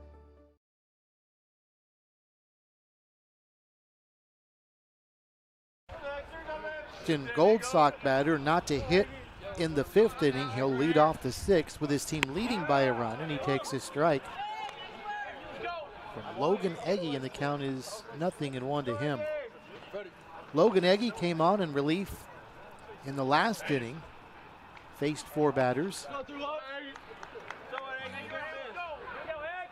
Austin stranded a couple. So a nice job by him of limiting the damage that was done by Austin to 2 runs in the last inning. And now a pitch driven on the ground into right center field. That'll be a leadoff base hit for Peyton Doolin. So the Gold Sox trying to add to their 5-4 lead, and they're off to a good start. A leadoff single for Peyton Doolin, and he's aboard for Hudson DePriest, the second baseman. Yeah, right now you just, like I said, we're trying, if I'm with the Gold Sox right there, you're saying, hey, let's get some separation. Let's get a run here, run here, run there, whatever. Get some, it's 5-4. Make it a 2-run game, 3-run game, 4-run game, and take advantage, especially with the leadoff guy on base. Jacob Gaiman has gone in as a pinch runner over at first base for the Gold Sox. He's a 5'9", 170-pounder out of Round Rock, Texas, near Austin. As the first pitch is swung on and hit hard by DePriest over towards short, and that's going to get through, and that'll be a base hit. Boy, Hudson DePriest, Mark, you've talked about it a number of times, this Austin team not wasting any time. DePriest didn't, and back-to-back base hits. No, I mean, you can tell they're ready to, dead red, yes, let's go. If it's around the zone, they're just attacking it, and it's working. Well, and here's the thing. That's the 8 and 9 hitters that just did that. Right. And now you flip it back to the top of the order with Michael Caputo with runners at first and second and nobody out. And Caputo takes a nice pitch for a strike, 0-1. Caputo's got to be thinking he's due. He is 0 for 3 tonight. He has struck out, flied out, and grounded out.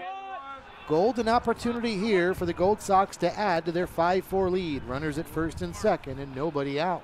And the pitch. And it's Cusick. That's a fair ball. Going to be a tough play up the line at first. Oh, no. And the catcher, Halstead, can't handle it cleanly, and everybody's safe. I was about to say it's just as good as a bunt, because I was thinking maybe bunting in this situation. But that's... Halstead did everything right, got off with the mask, charged up the line. He just didn't pick the ball up cleanly up the first baseline. Beautifully placed swinging bunt.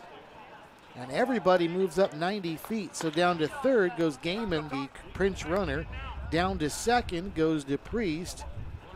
And on at first base is Michael Caputo. And now Dayton Taki is up. And boy, is Seattle really playing with fire now. The pitch to Taki, lined into right field. Charging in is going to be the right fielder Spiro. And he's not going to get there. He'll play it on a hop. There's an RBI single for the Oklahoma Sooner product. His third run batted into the game is an RBI single, and Austin has taken a 6-4 lead. Yeah, this one you take control of the game like we talked about the separation. And they're doing started by the leadoff hit. And looks like they're going to have a little break here. Go talk to See who they have out in the bullpen. So they are still loaded with Gold Sox.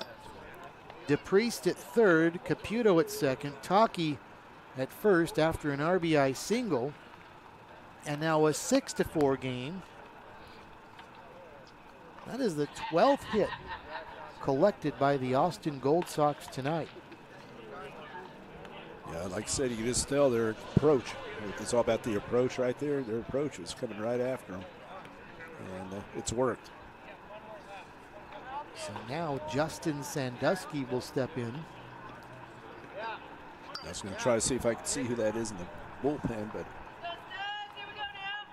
Sandusky has been aboard all 3 times tonight. He was hit by a pitch in the first, doubled in the fourth, and walked in the 5th inning. And he takes high and away here for a ball, 1 ball and no strikes. Infield for Seattle playing in. They're going to try to get a force out at home at the very least, and obviously shooting for a double play. I am awake. I'm fully awake. I'm just saying I'm trying to stay focused on it. Try to keep this at a 2-run deficit, but that's a very tough task here with them loaded and nobody out. The pitch sliced into left field. This one's trouble if it's fair. It is. It's going to bounce all the way to the fence. Here comes 1 run to score. Here comes 2 runs to score. Taki rounding third. He'll head home with a head of steam. He'll score standing up. A bases clearing double for Justin Sandusky. And now the Gold Sox have really blown this thing open. They lead 9-4. wow, what a turn of events right here. A slicing drive down the left field line.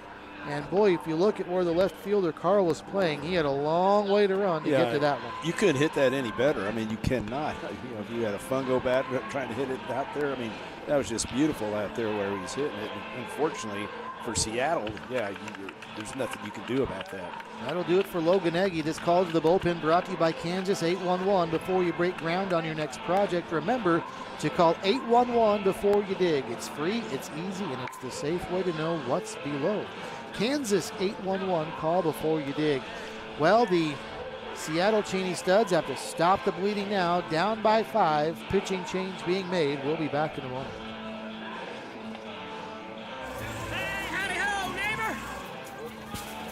Request to locate, huh? I think I know what I'm doing. I'll be done before you could spell 811. Digging without locating the underground utilities is like driving with your eyes closed. It's fine! Jeff, what did you do? I think I broke the law! Safety is in your hands. Every dig, every time. Click or call Kansas 811.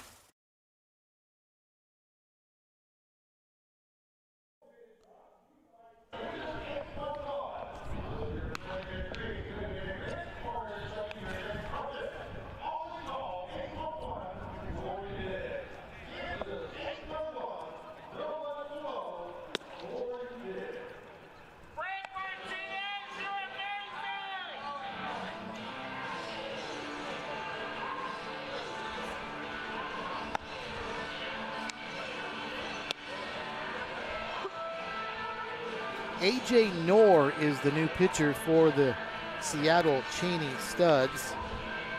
Their roster has him listed as Knorr Andrew, and that's why you saw that on the graphic. But A.J. is what he goes by. Knorr is the last name.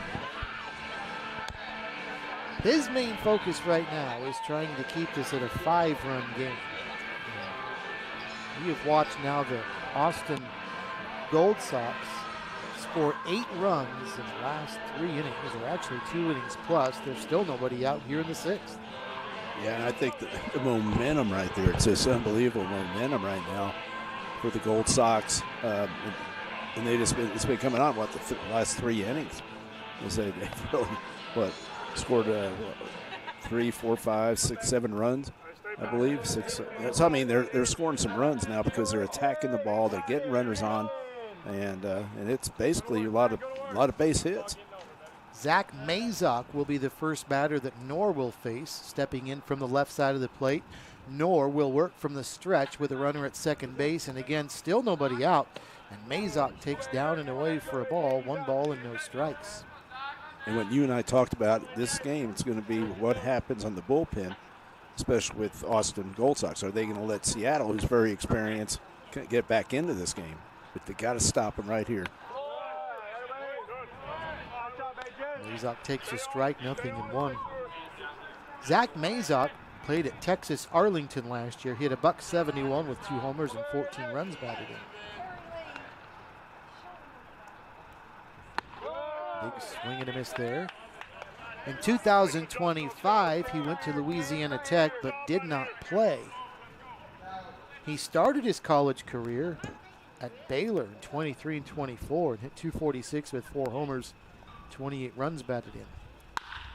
He chops one towards second here, charging in is Angelo, and he'll fire to first in time. There's a 4-3 putout, but nice job by Mazok. He moves the runner to third with 1 away. Yeah, that's unselfish. You could tell he's trying to move that runner, get him over there. And he did his job, like you said. Now, if you're Austin, you don't need to score in bunches. At least you hope you don't have to. Just play station to station and trickle away at more runs every chance you get. And add to your lead if you can. A big swing and a miss to Hudson Hartgrove there. He's down in the count, 0-1. Yeah, and Seattle's right now in the situation playing the infield in. Chopped over toward first, and that pays off. The runner will stay at third. An underhand toss to the pitcher covering. A 3-1 putout for the second out of the inning. And again, staying at third base is Sandusky.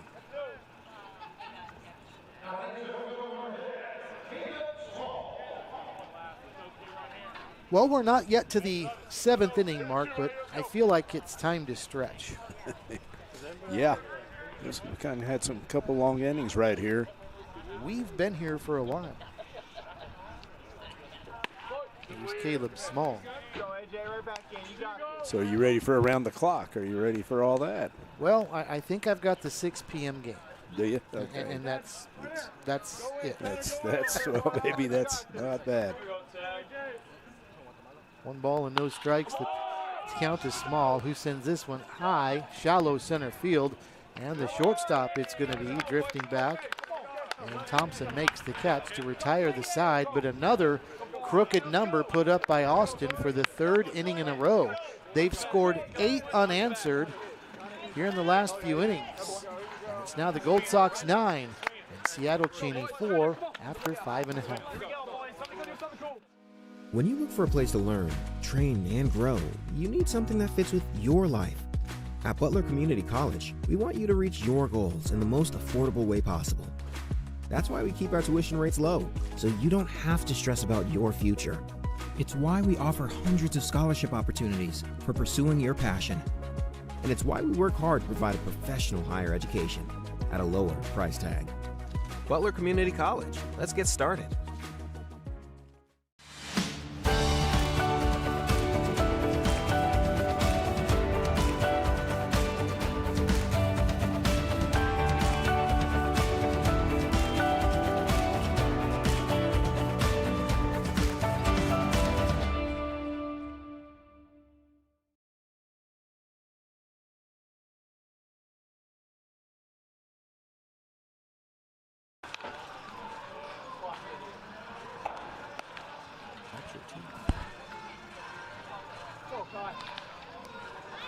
Oscar Salazar is the first relief pitcher for the Austin Gold Sox tonight, as he's going to relieve Gavin Silva. And Mark Carvalho, what a job that Silva did, especially considering he fell into a little bit of trouble early, but boy, did he settle in after the 2nd inning. Yeah, and you look at it, you don't know how many pitches that Silva can throw, what he's supposed to throw. You know, sometimes, college coaches say, hey, he only throws so many. But he did everything. He gave him everything he could, especially at the end when he was kind of going on fumes. And got that last out. That was very important right there, because you had Seattle. They had a threat going right there to score a couple runs. So he did his job. Now it's up to the bullpen here. Oscar Salazar from the bullpen had 8 appearances at Weatherford College this past season. He had a save in 14 innings pitched, so not a real big sample size, but his ERA does stand out as impressive, 2.57, and 14 strikeouts, Mark, in 14 innings pitched at Weatherford. Yeah. First pitch to Kai Halstead. Yeah, when your strikeouts match your innings, yeah, that means you probably got some good stuff up. You just don't want your walks equaling that. That's what you don't want.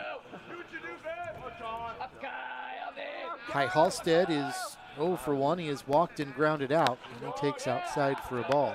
Weatherford College sure has produced a lot of talented players in this tournament, hasn't it? They have, and it's good. That's what I was saying. It's good to have coaches pushing their guys to play with teams that can make this.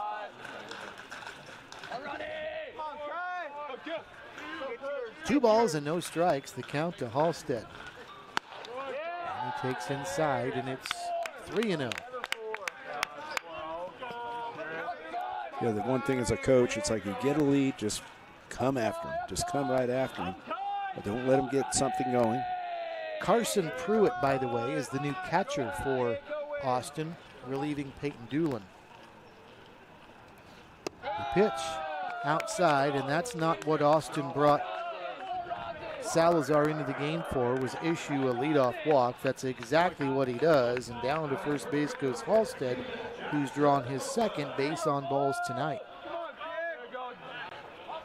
Yeah, like I said, you still got that cushion right here. Just try to get outs, try to get a double play here, whatever. You just try. All you're going after for right now is outs. Jackson Copeland steps in. And that's if you're the Gold Sox. If you're Seattle, you got to get some runners on deck. You have to have some runners going.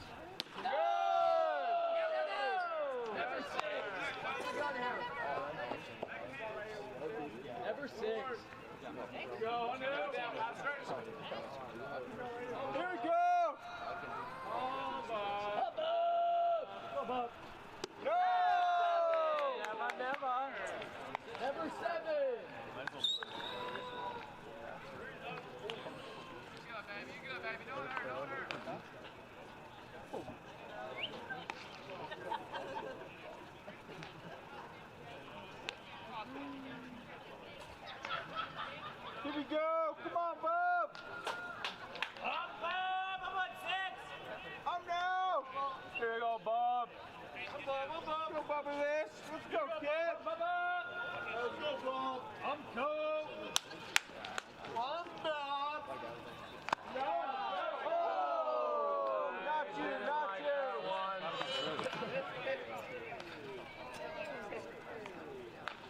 Come on, Bob. Here we go, Bob. Get yours.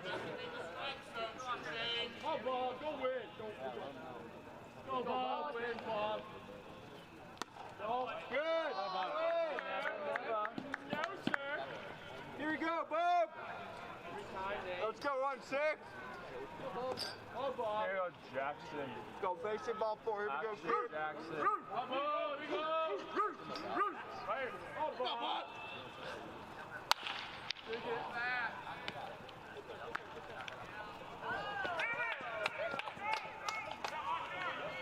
That exchange, and so he was not able to fire one to first. So a 6-4 put out at second base on the force out. The Let's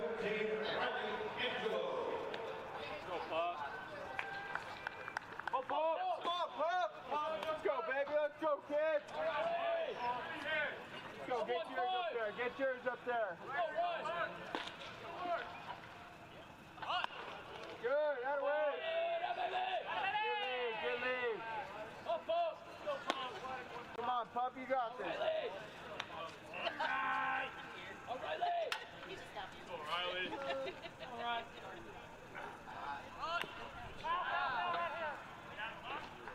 No. Here we go, 1-5. You got this, kid. You got this.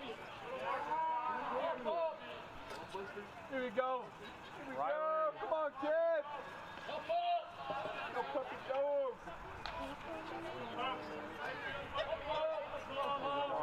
Kid, you got this. So what, baby? So what?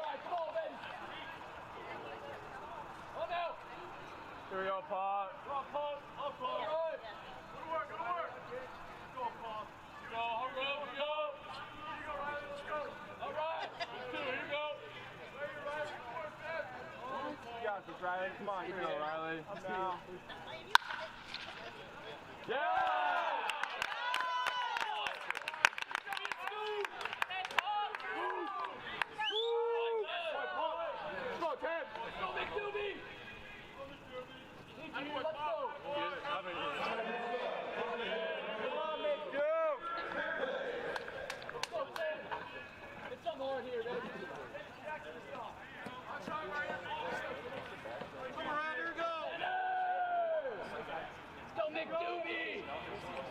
Hey, do what you do.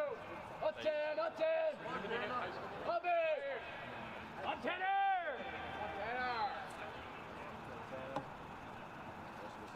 Good. Great lead, great lead. Come on, Ted. Come on, Ted. Up 10, up 10. Up 10er. What do you say? Hip, hip. Up, move. There you go, Tanner. Keep us going, kid. Keep us going. Go get me.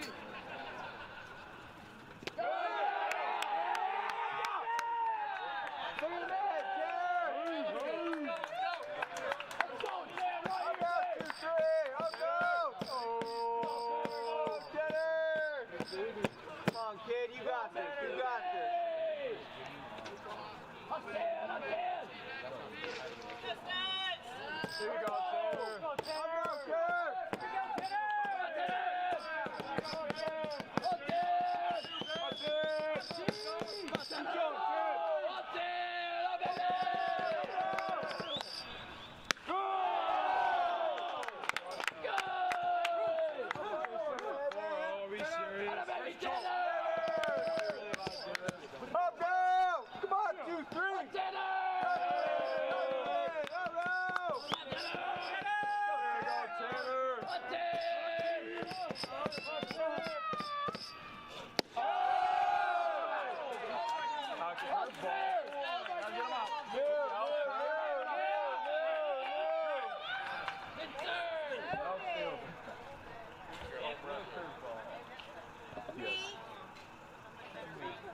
Sorry, my fault. My fault. Blame it on the rain. Hell yeah.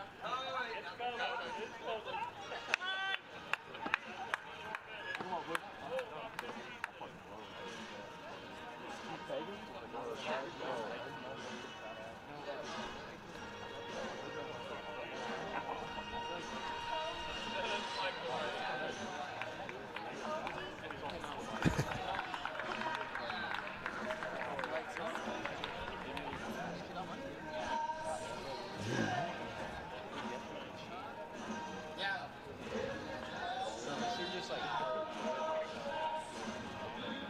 When you look for a place to learn, train, and grow, Howdy ho, neighbor! Request to locate, huh? I think I know what I'm doing. I'll be done before you can spell 811. Digging without locating the underground utilities is like driving with your eyes closed. Jeff, what did you do? I think I broke the law! Safety is in your hands. Every dig, every time. Click or call Kansas you 811. need something that fits with your life. At Butler Community College, we want you to reach your goals in the most affordable way possible. That's why we keep our tuition rates low, so you don't have to stress about your future. It's why we offer hundreds of scholarship opportunities for pursuing your passion. And it's why we work hard to provide a professional higher education at a lower price tag. Butler Community College. Let's get started.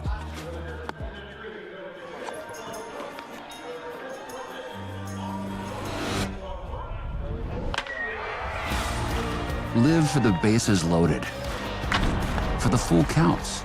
You got this. Live for the away games, for the strikeouts. Live for the high fives, the pop flies, and the moonshots. That's my girl. There's my slugger. Live for the big moments and the little ones. Live the game like never before. Come on, Spare! Let's go, let's go, Ryan! Let him know! Go, keep us going, Spare! Keep us going, Spare!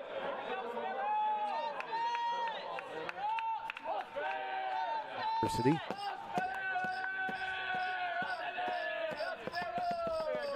So Grimes will look at Ryan Spiro, who had a 3-run homer earlier in the game, and there are bases low now for Spiro. This one gets away, and the runners are going to move up, and the run's going to score.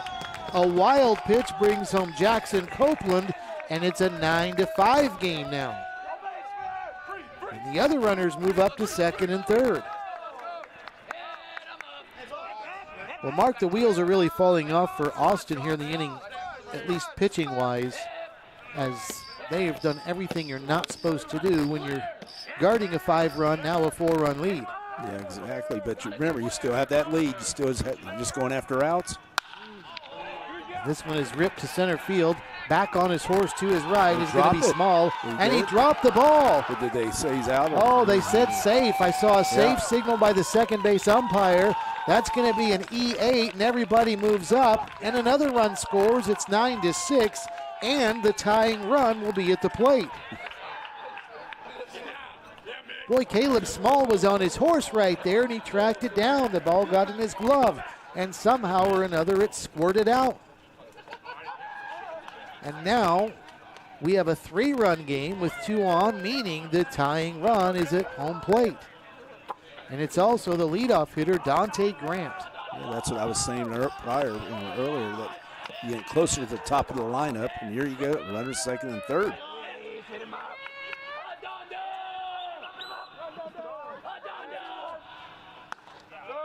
The first pitch to Grant is in there for a strike, and it's 0-1.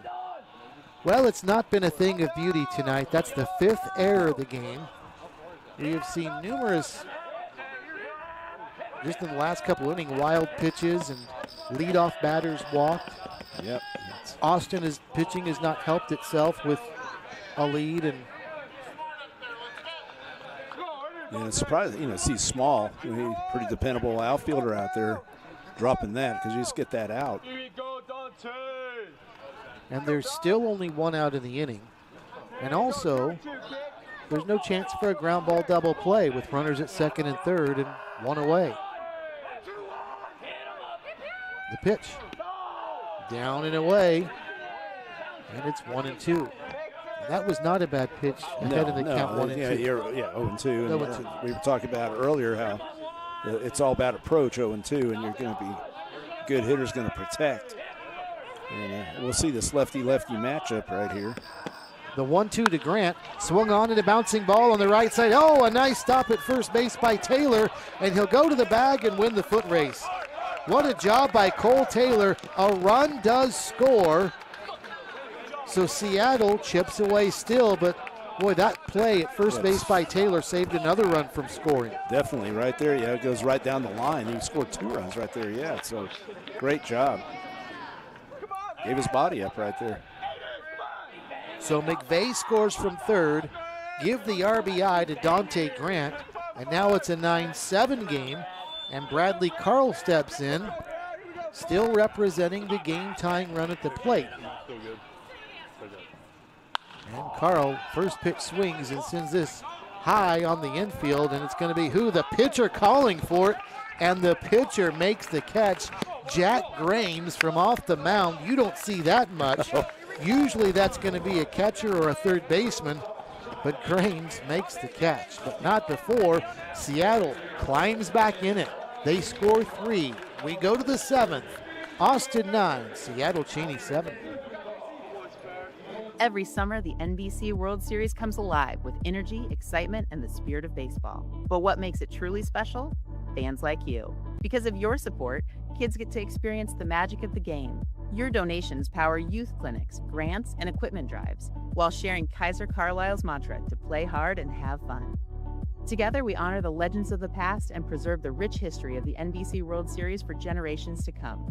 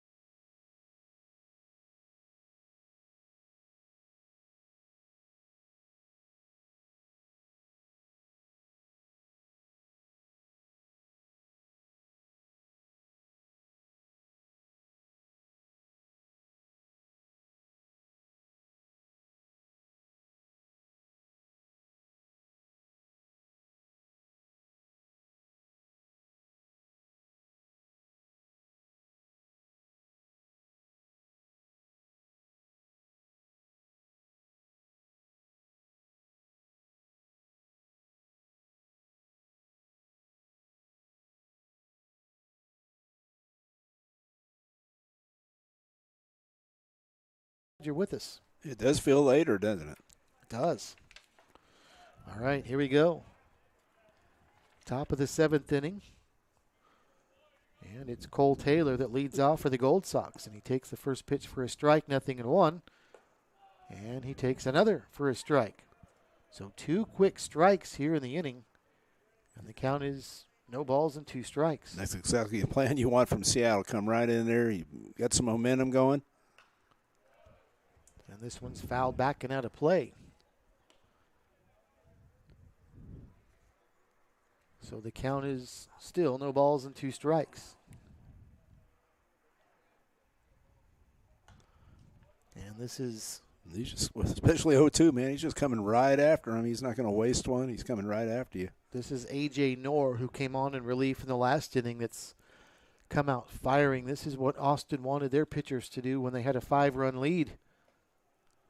Although that one trickles away and the counts. And that's good. I mean, I look at it, you change elevation or whatever you have to do right there. Because a hitter, a smart hitter, again, is going to be 2-strike approach, widen out, choke up. Here's the 1-2. Change up, and it's bounced foul over toward the third base coach's box. And the count remains 1 ball and 2 strikes. 9 runs on 13 hits for Austin. 7 runs on 5 hits for the Seattle Cheney Studs. 5 combined errors in the game, 3 of them by Austin. Yeah, I'm not sure on the earned runs where we are, but definitely when you look at this game afterwards, both teams. This one is sent to center field. Moving over to his left is going to be Grant, and he tracks it down. Boy, there's that speed. He's stolen 2 bases, and he might have stolen a base hit right there. Yeah, definitely. Don't know that a lot of center fielders would have tracked that one down, but he made it look easy for one away. He did make it look easy. I thought, is he going to get there? But he knew what he was doing.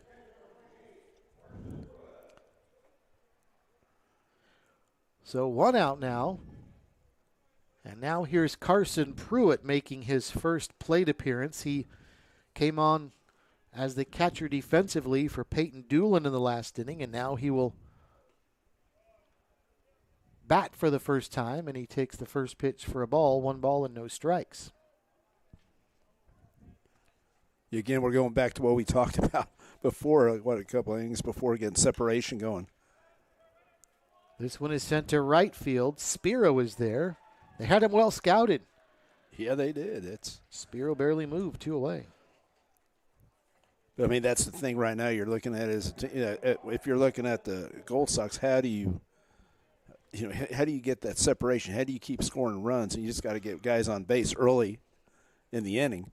And right now, they're falling into Seattle's hands right now. 1-2 quick outs. And now what you're looking at is what they call the shutdown inning, where you get some runs, shut them down, then get your bats right back up there, and that's what Seattle Cheney's on the verge of doing. It's 2 up, 2 down. Hudson DePriest swings and sends one foul on the second pitch he sees, and the count's even at 1-1. DePriest out of the 9-hole has had a busy night tonight. He's reached base twice, once on an error, once on a single, and he has scored 2 runs as well. The 1-1, and that one bounces in, and it's 2-1. You like to see that activity from the bottom of the lineup. DePriest has been getting on and setting the table for the top of the order. He has scored 2 runs. The pitch, that one's down low, 3-1. Yeah, you talk about shutdown innings. That's always been one of my goals is like when we score, shutdown. That 0. That's what that means. Just don't let them score. We barely got a piece of it. Yeah, you've got some momentum offensively with what Seattle Cheney did, for example, in the bottom of the 6th inning. They scored 3 runs. They've got it down to a 2-run deficit now. Get off the field and get right back in the dugout and try to get some more, and that's what they're going to do because DePriest strikes out, and a great job by Knorr. He retires the side in order.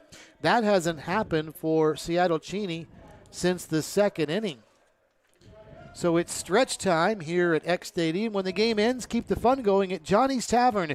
Great burgers, wings, ice-cold drinks, and the best place in town to catch all your favorite sports on wall-to-wall TVs. Johnny's Tavern, your home for every game. Stretch time at X Stadium. It's the Austin Gold Sox 9, the Seattle Cheney Studs 7. Your family may change over time, but one thing that stays consistent is the need for safe, reliable transportation. Whether you're dropping the kids off at school each morning or sending them off to college, a quality pre-owned vehicle from Davis Moore will ensure they make it there safely. We keep our lot stocked with hundreds of used vehicles, and every single one has passed our rigorous 171-point inspection. Come browse our extensive selection of pre-owned vehicles at any Davis Moore location or check us out online at davis-moore.com. You've got better things to do than scrubbing your car. Club Car Wash has you covered. Superior service, unmatched quality, premium amenities. Give your car the treatment it needs. Join now for unlimited washes. Experience the joy of driving a sparkling clean car again, only at Club Car Wash. Learn more at clubcarwash.com.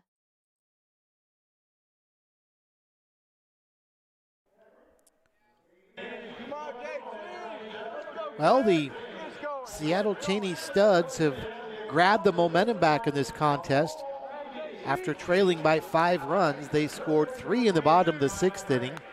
And now we've got a 9-7 game, and they retired the side in order in the top of the last inning and now get their bats right back up there trying to continue the momentum here in the top of the bottom of the 7th inning. We'll see if they can continue on. One pitch so far has been thrown to Jeremiah Crane. He's fouled it off. Now the offering from Grames to Crane is a changeup outside, and it's 1 ball and 1 strike. To the right-handed hitting third baseman, Jeremiah Crane for the Seattle Cheney Studs.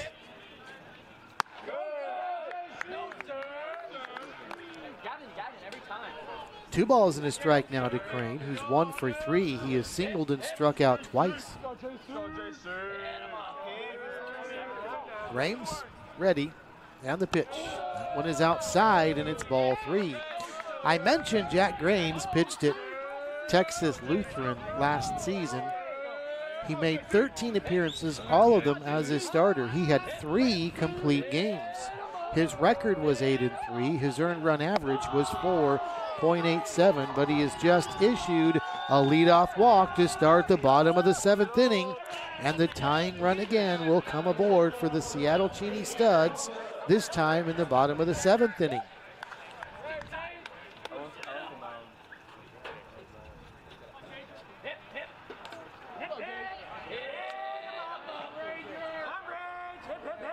That's the 4th time tonight in 7 innings, Mark Carvalho, that the Studs have had their leadoff hitter aboard.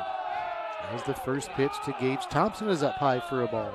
Yeah, and you're fighting the odds right there. If you're putting your leadoff guys on all the time, you know what I'm talking about, if you're the Gold Sox, because chances are they're going to score. It's a better opportunity, better chance. Gage Thompson takes inside, and it's 2-0. And Mark, I just went back and looked, and to take it a step further, all 4 times it was via a walk. Yeah, 4 innings have started for Seattle Cheney at the plate with leadoff walks issued. Yeah. You are playing with fire. Yeah. Oh, yeah. Oh, I know about that because I've had that. But the thing is about it, it's like you're looking at it and you break it down after a game. You look at that as a coach and you go, okay, are those runs, those 10 runs, whatever, how many were by a walk? And let's say 5 of them. Well, if you eliminate that, guess what? Maybe we win that game. Well, Gage Thompson has a 3-0 count in his favor. You'd really think he'd be taking all the way here. He is. It's a strike, 3-1. But if he gets aboard, then the tying run is on base, and the potential go-ahead run will step up to the plate. Thompson, if you're watching, another product of Pierce Community College in Washington. He puts this one on the ground to second. Oh, it could be 2. A nice play on a throw to second for 1. Back to first, double play. Oh, was that big? DePriest to Hartgrove at the bag at second. Back to Taylor at first. 4-6-3, and just like that, nobody on 2 outs. Yeah, that's huge. Just 1 pitch. Pitcher's best friend, right? That was right there. Interesting choice to head first slide by Thompson right there. Yeah, and I tell pitchers, I tell them, use your defense. You know, I never say throw strikes. I've never in my career as a head coach or said, throw strikes. I used to have coaches say that to me. What do you think I'm trying to do, coach? So right here, it's like, hey, just use your defense. And that's what he did right there. Kai Halstead watches one bounce in on an 0-1 count, so that's going to even things up now with 1 ball and 1 strike.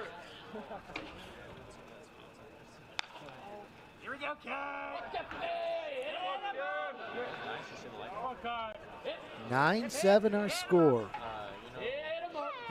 Austin Gold Sox trying to hold on for dear life after leading by as many as 5 as the pitch is chopped foul at the plate, and it's 1 ball and 2 strikes still. Their first appearance in this NBC since 2013. Their best finish ever was 2003 when they finished 3rd in the tournament. 1 ball and 2 strikes. Raines goes through the windup and delivers home, and this one is swung on and driven deep to left field.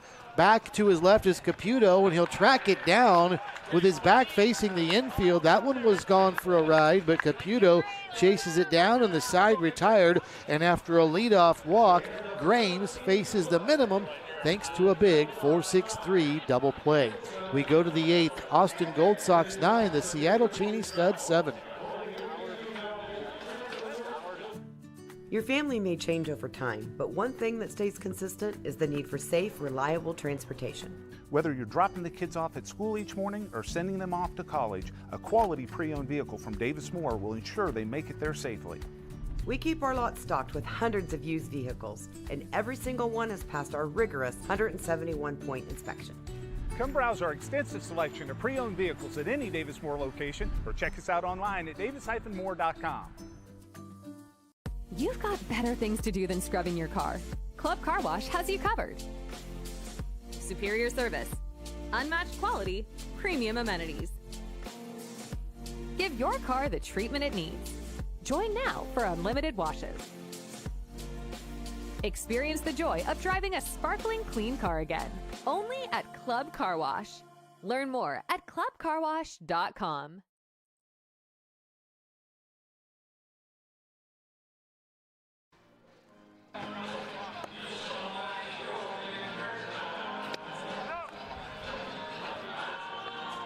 On to the 8th inning now. It's 9-7. The Austin Gold Sox in front of the Seattle Cheney Studs. As this game has turned into a battle of the bullpens. Here in the last inning and a half or so, the bullpens have started to settle in after the middle innings got pretty iffy for both teams. 8 runs were scored in the 4th, 5th, and 6th by the Gold Sox.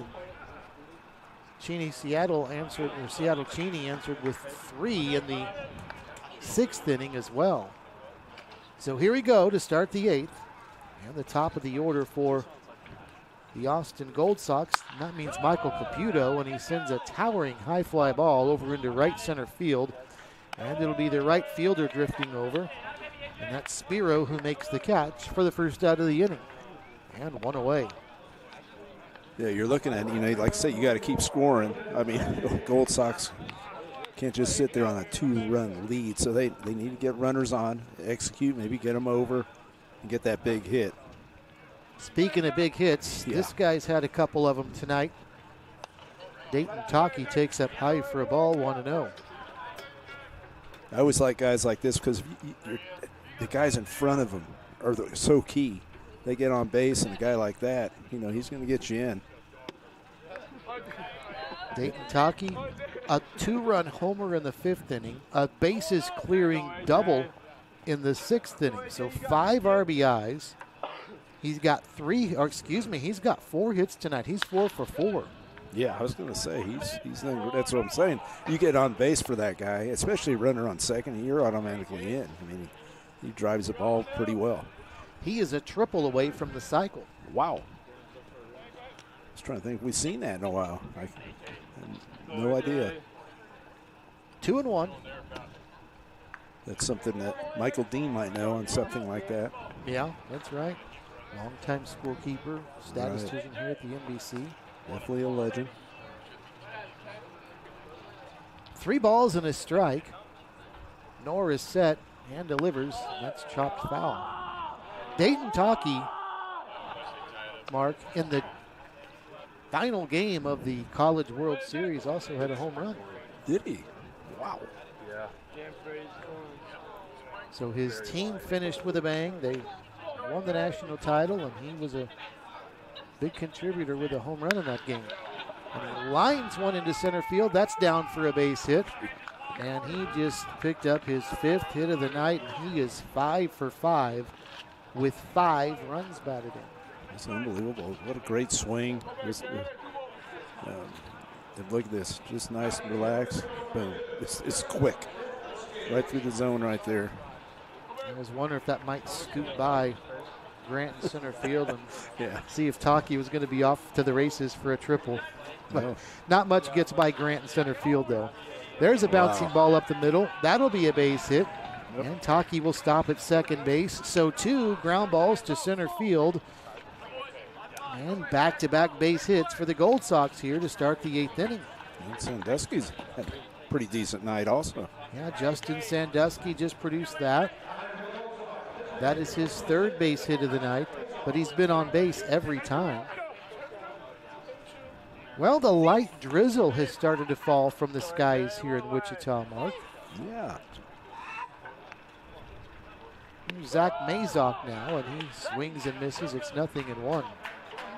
Didn't see that coming. No, I did not. Look closely at the forecast. It was so comfortable earlier today, although we've got the window open. It has gotten considerably cooler. It in the is. last half hour or so. He still says 75. But. Another one to center field. Grant back to his right, tracks it down. And again, boy, hard to get anything past him. And look at Taki showing the wheels. He'll head to third base, tagging up. There's 1 out and a runner at third now and a runner at first. Dante Grant, though, showed a lot of speed to track that one down. Actually, that's 2 away. I beg your pardon. Yeah, I think it's very important for them, if Gold Sox, Austin, trying to score this run. Just try to get one more run in there. Because the Studs have they got the hammer. They're the home team. So here's Hudson Hartgrove now with 2 outs and runners at the corners. And he takes up high for a ball. It's 1-0. Nor needs a new hat. Keeps falling off. Most all of the fans that were sitting down low or are starting to head for cover. That was the pitch. Just misses inside. Probably not leaving, though, because there's still a lot of baseball left. A 2-run game here in the top of the 8th inning. This one is sent through on the left side. That'll be a base hit. Taki will score on an RBI single for Hudson Hartgrove. And it's now a 10-7 lead for Austin as they get a little insurance here in the top of the 8th inning. Yeah, like I said, that's huge if you're an Austin Gold Sox fan right there, because you get that separation. I keep talking separation. The bigger separation, the better chance to win, especially if they have an inning, if the Studs have a pretty good inning here. Now Caleb Small is in and takes an off-speed pitch for a ball, 1-0. And that just adds to the stat line for Dayton Taki, who just scored his 4th run of the game. Wow. So he's 5 for 5 with 5 runs batted in and 4 runs scored. He's probably going to be the player of the game, would you suspect? Yeah, I'd say right now. It's like last game. We didn't know. We didn't know till the end. So it's very much in doubt in the first game. The pitch. Foul back and out of play. 2 balls and a strike. The count to Caleb Small. His team is leading now. The Austin Gold Sox 10. The Seattle Cheney Studs 7 with 2 outs in the top of the 8th inning. In the previous game, Lone Star knocked off the defending champion Hutchinson Monarchs by the score of 6-5 in a thrilling game. The pitch. Bouncing ball.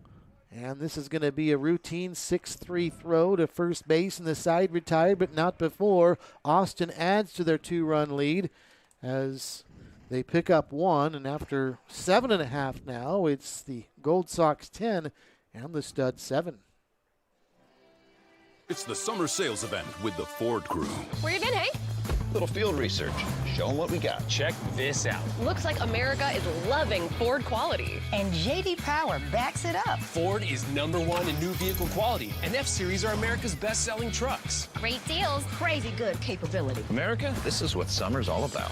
Get 0% APR for 36 months and $1,000 toward your down payment on select Ford vehicles, plus a complimentary maintenance plan for 2 years. What does a $7 big deal meal get you at Sonic? The real question is, what doesn't it get you? Enjoy a full meal plus premium chicken bites for just $7. It's the $7 Sonic Big Deal Meal. You want to live free?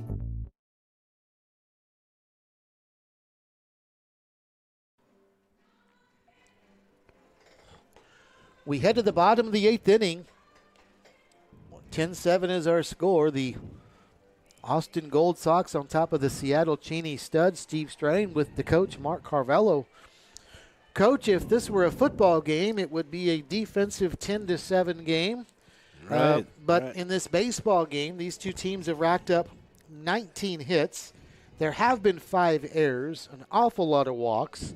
So it's not necessarily been a thing of beauty in a baseball realm, but nonetheless, a close, exciting game. Yeah, I mean, that's – and like I said, Seattle with their experience, I mean, a team that's always been in the, one of the top teams in the NBC every year. So they're not done. I think that they're going to make a little run here. Now, can they get a run going in the bottom of the 8th inning as they're starting to run out of time? 6 outs left and a 3-run deficit for the Seattle Cheney Studs, and Jackson Copeland will lead off, and the first pitch he sees is taken for a strike on the outside edge, and it's 0-1 to Copeland. Jack Grames still out there in relief for the Gold Sox. He's done a pretty nice job since coming on, and he delivers a strike here, and it's now 0-2. Yeah, and we talked about earlier the fastballs that they were jumping on, both teams, and right now, he's Jack here. He's just off speed, mixing it up, hitting corners, doing a good job.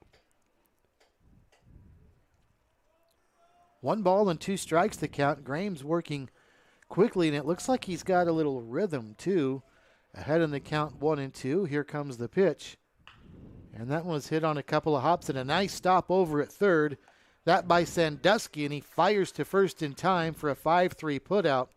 And that's got to feel good for a guy that committed 2 costly errors earlier in the game on the very same play. On the same play, yeah. Yeah, he's got to move on. That's one thing about it. Just like a relief pitcher that has a bad outing or something like that, next day you got to forget it. And that's the same with him. He made those errors, and he's done great since then.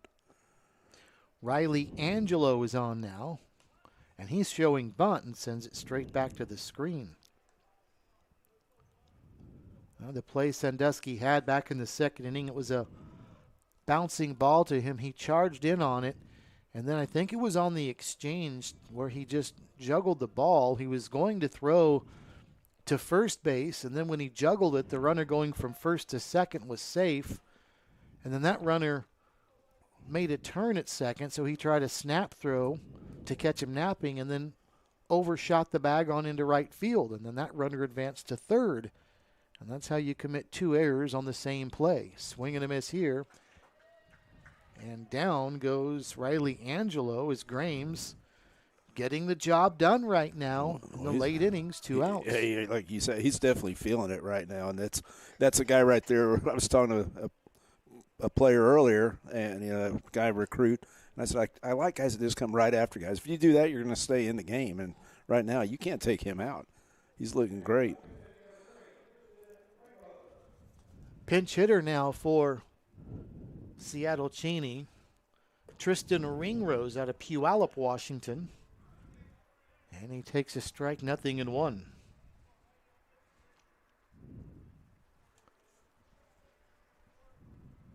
We've talked about all the Seattle Cheney Studs and the connection they have with Pierce College. Pierce has actually got 2 locations, and Puyallup, Washington is one of them, although Ringrose does not go to Pierce.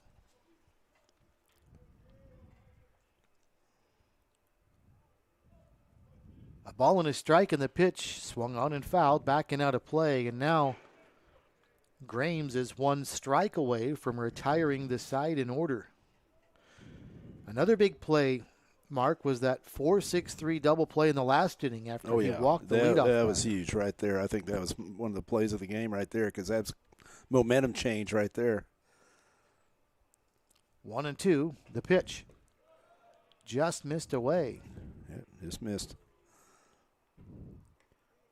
Yeah, that I'd say right there, but that momentum, because you see everything was kind of going the other way, Seattle way, and here they come, and then all of a sudden that double play. 2 balls and 2 strikes with 2 outs. Here comes the pitch, and that one way outside, and the count's run full at 3-2.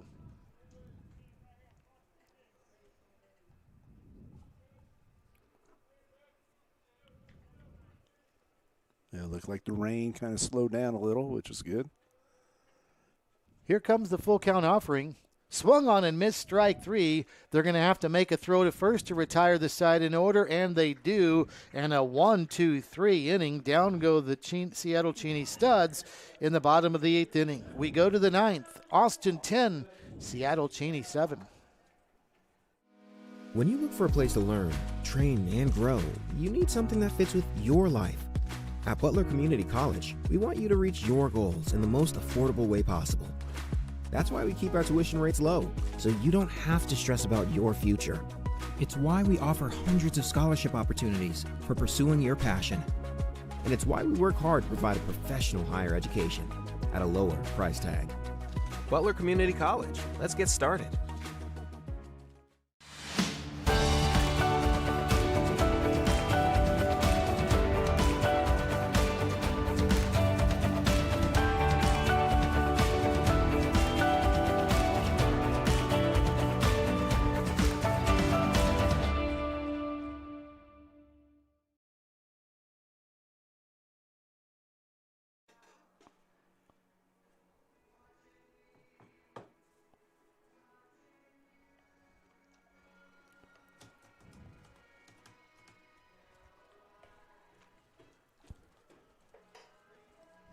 A.J. Knorr out again in relief for the Seattle Cheney Studs.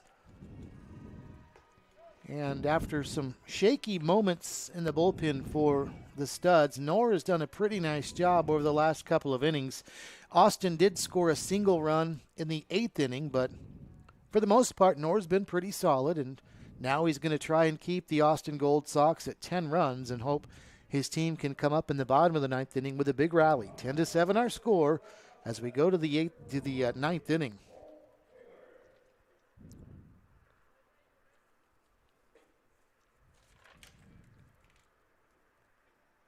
Cole Taylor to lead off for Austin, and the first pitch swings and sends one foul, backing out of play, and the count is 0-1 to Taylor. Yeah, it's key right here. If Taylor can get on somehow. Well, takes a fastball for a strike, 0-2. The rain we mentioned a little bit ago seems to have stopped. Yeah. If there's any, we cannot see it, and it is very, very light. So what we got was fortunately short-lived as the pitch is up high for a ball, 1-2. Yeah, good 0-2. Action starts at noon tomorrow here at the NBC, the first full day of action, as this one is chopped at the plate foul up the first baseline. And the count remains 1-2 strikes. Another team from Seattle will start things off tomorrow, the Blackfins and TPA Texas. Get us all started at noon tomorrow. 3 more games after that, as the pitch is down low for a ball, 2-2. And then they'll start it again Saturday, except Saturday is the start of baseball around the clock, and they'll go all the way through Sunday night. And you're ready for that, aren't you? I'm ready for my 6 o'clock game Saturday. You're not going out there? 6 p.m. Oh. Pitch is strike 3, and down goes Cole Taylor to start the top of the 9th inning. So another nice job by Knorr of getting the leadoff strikeout here, and one away for the catcher Carson Pruitt. Pruitt's first plate appearance was in the 7th inning when he flied out to right field. It was a well-struck ball, and he's done it again, well-struck to right field, but again, right at Spiro. So 2 flyouts to right field for Pruitt, 2 quick outs for Austin here in the top of the 9th inning, and that'll bring up Hudson DePriest. You know, and you're right. I mean, it's like he knew right where to play him. And it's like as the game goes, because really these guys don't know each other. They don't play against each other. But as the game wears on, you start knowing, hey, this guy hits here, or he doesn't have power, whatever. Great defense. You scout report as you play them. Yeah, yep, that's how it is. In the bottom of the 9th, the Seattle Cheney Studs will have due up Ryan Spiro, Dante Grant, and Bradley Carl. That's the 9, 1, and 2 hitters in the order due up for the Studs. But don't take that lightly because they've gotten some great production out of the bottom of the order, including a 3-run homer by Ryan Spiro, the number 9 hitter in the order. And, of course, if Dante Grant gets aboard, that presents danger in its own right with his speed. So there's still some baseball left to be played. Here's the pitch. That one bounces in, and the count's 1 ball and 2 strikes at the plate to Hudson DePriest. He's reached on an error, singled, and scored in back-to-back innings, the 5th and the 6th. Strikeout victim in the 3rd, strikeout victim in the 7th, and he fouls this one out of play, and the count's still 1 and 2.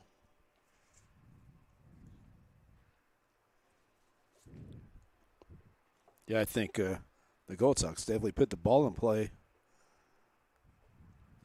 Better than you could see that, with the strikeouts. Because Seattle they've had a lot of strikeouts tonight. Tomorrow's 3 o'clock game has the BTL Hornets and the Liberal BJs, followed by the Great Bend Batcats and the Santa Barbara Foresters, as this one is fouled again. Yeah, what time is that, Great Bend? That would be the 6 o'clock game. Okay. Great Bend and Santa Barbara. Yep. I'll be here for that one. Yeah, one of my players.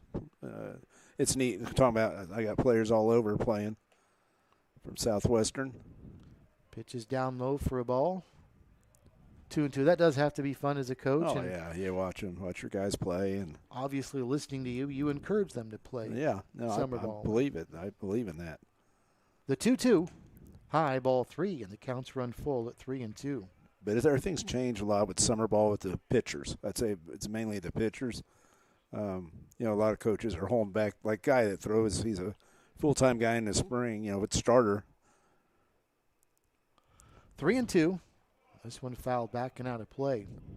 Tomorrow night wraps up with the 8:30 game, the Oklahoma Lookouts and the Junction City Brigade. A couple of teams I've not heard much of. Well, Junction City's in the league, with the Jayhawk League, and they won it. I mean, they had. This one is lined into left field, and a running, leaping catch by Bradley Carl in left field on his horse to his right, reached up and made the running catch, and the side retired in order. So a nice job by A.J. Knorr in the 9th inning. We go to the bottom of the 9th, though, and the Seattle Cheney Studs need 3 to tie and 4 to walk it off. When you look for a place to learn, train, and grow, you need something that fits with your life. At Butler Community College, we want you to reach your goals in the most affordable way possible. That's why we keep our tuition rates low, so you don't have to stress about your future. It's why we offer hundreds of scholarship opportunities for pursuing your passion. And it's why we work hard to provide a professional higher education at a lower price tag. Butler Community College. Let's get started.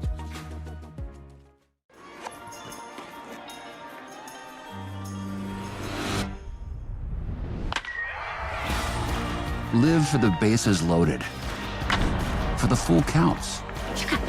Live for the away games, for the strikeouts. Live for the high fives, the pop flies, and the moonshots. That's my girl. There's my slugger. Live for the big moments and the little ones. Live the game like never before.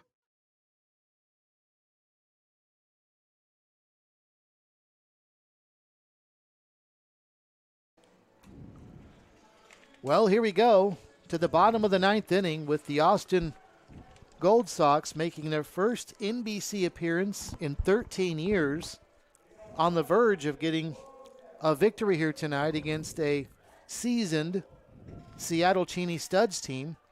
It's Austin 10 and the Seattle Cheney Studs 7, and now can Jack Grames finish off the Seattle Cheney Studs and get the save. The first batter he'll face is Ryan Spiro, and the first pitch to Spiro is a ball, 1 ball and no strikes. I mentioned earlier it's Spiro, the number 9 hitter, and then back to the top of the order with Dante Grant and Bradley Carl. If anybody gets aboard, Jeremiah Crane. Spiro sends one on a hop to third. Sandusky, a strong throw to first in time. A 5-3 putout and a big first out of the inning. Well, they definitely have confidence right now in Grames because, I mean, there's nobody thrown in the bullpen for Austin. With that first at bat for either team, Mark, it really sets the tone in a 3-run game in the bottom of the 9th like that. As Grant sends one high out behind the bag at second, and it's going to be the shortstop drifting around. The wind might have played that a little bit, but Hartgrove makes the catch, and there's 2 quick outs. But back to that leadoff batter, if you're down 3 and you get the leadoff batter aboard all of a sudden, hey, that brings the team that's batting to life. Instead, now you're looking at 2 outs and you're going to lose the game, and now they're down to their final out. See, they can put a little shift on right here. Bradley Carl steps in, the final chance for the Seattle Cheney Studs, and he takes the first pitch down and away for a ball, 1 ball and no strikes. Carl's got a couple of base hits tonight, both of them singles, 1 in the first, 1 in the 5th. I thought Seattle might take a couple pitches here and there, you know, trying to get runners on, but they were very aggressive, the first 2 hitters, 3 pitches, 2 outs. 1-1, and the pitch. Swung on and a bouncing ball behind the bag at second. The shortstop's got it. Hartgrove throws to first in time. A 6-3 put out, and that is the ball game. The final score, the Austin Gold Sox 10 and the Seattle Cheney Studs 7, as Austin really got it cranked up in the middle innings. After falling behind by the score of 4-1 after 2 innings, they put up a couple of runs in the 4th, a 4 spot in the 5th, and then 4 more in the 4 more in the 6th inning on their way to a 10-7 victory over the Seattle Cheney Studs. Well, there's not much doubt about it. Our Midwest Ford Dealers player of the game, Dayton Taki, and what a night he had tonight. He was 5 for 5 with 5 runs batted in. He also scored 4 runs tonight, so a very busy night on the base paths for him. Congratulations on an outstanding performance.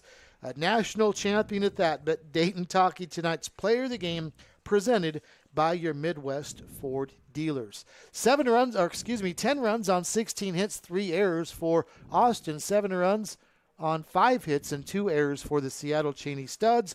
But it's the team from Texas that comes away with a victory tonight, 10-7. Mark Carvalho, your thoughts on tonight's game? Yeah, I mean, it's a great game, I thought, by Austin. Both teams, we talked about the approach that they had hitting, just coming after the ball, you know, because both pitchers were right around the zone. So you attack the ball, and that's what we had, all the runs, a lot of hard hits, a lot of, you know, of course, the errors maybe because of the hard hits. But it's like you said, teams need to cut down the walks, clean it up right there. But it's still got a long week. So we'll see what happens. But it's one of those games. And, you know, what you talked about Seattle. I mean, Seattle's the history they have, and I'm sure we're not done. They're not done. Yeah, they're going to come out, and you know what Barry's going to have them do, the coach, the manager, and they'll be ready to play, and we'll see what they do, how they follow up with this. So day 1 at the NBC is complete. Just 2 games today, and it was Lone Star, a 6-5 winner over defending champion Hutchinson to get us all started, and then the Austin Gold Sox, a 10-7 victor over the Seattle Cheney Studs to wrap it up tonight. Our thanks to all of you for joining us for the NBC action on this day number 1. We'll be back with you again on this very same YouTube channel tomorrow at noon Central to get the first of 4 games started. For Mark Carvalho, my name is Steve Strain saying so long and good night from Wichita.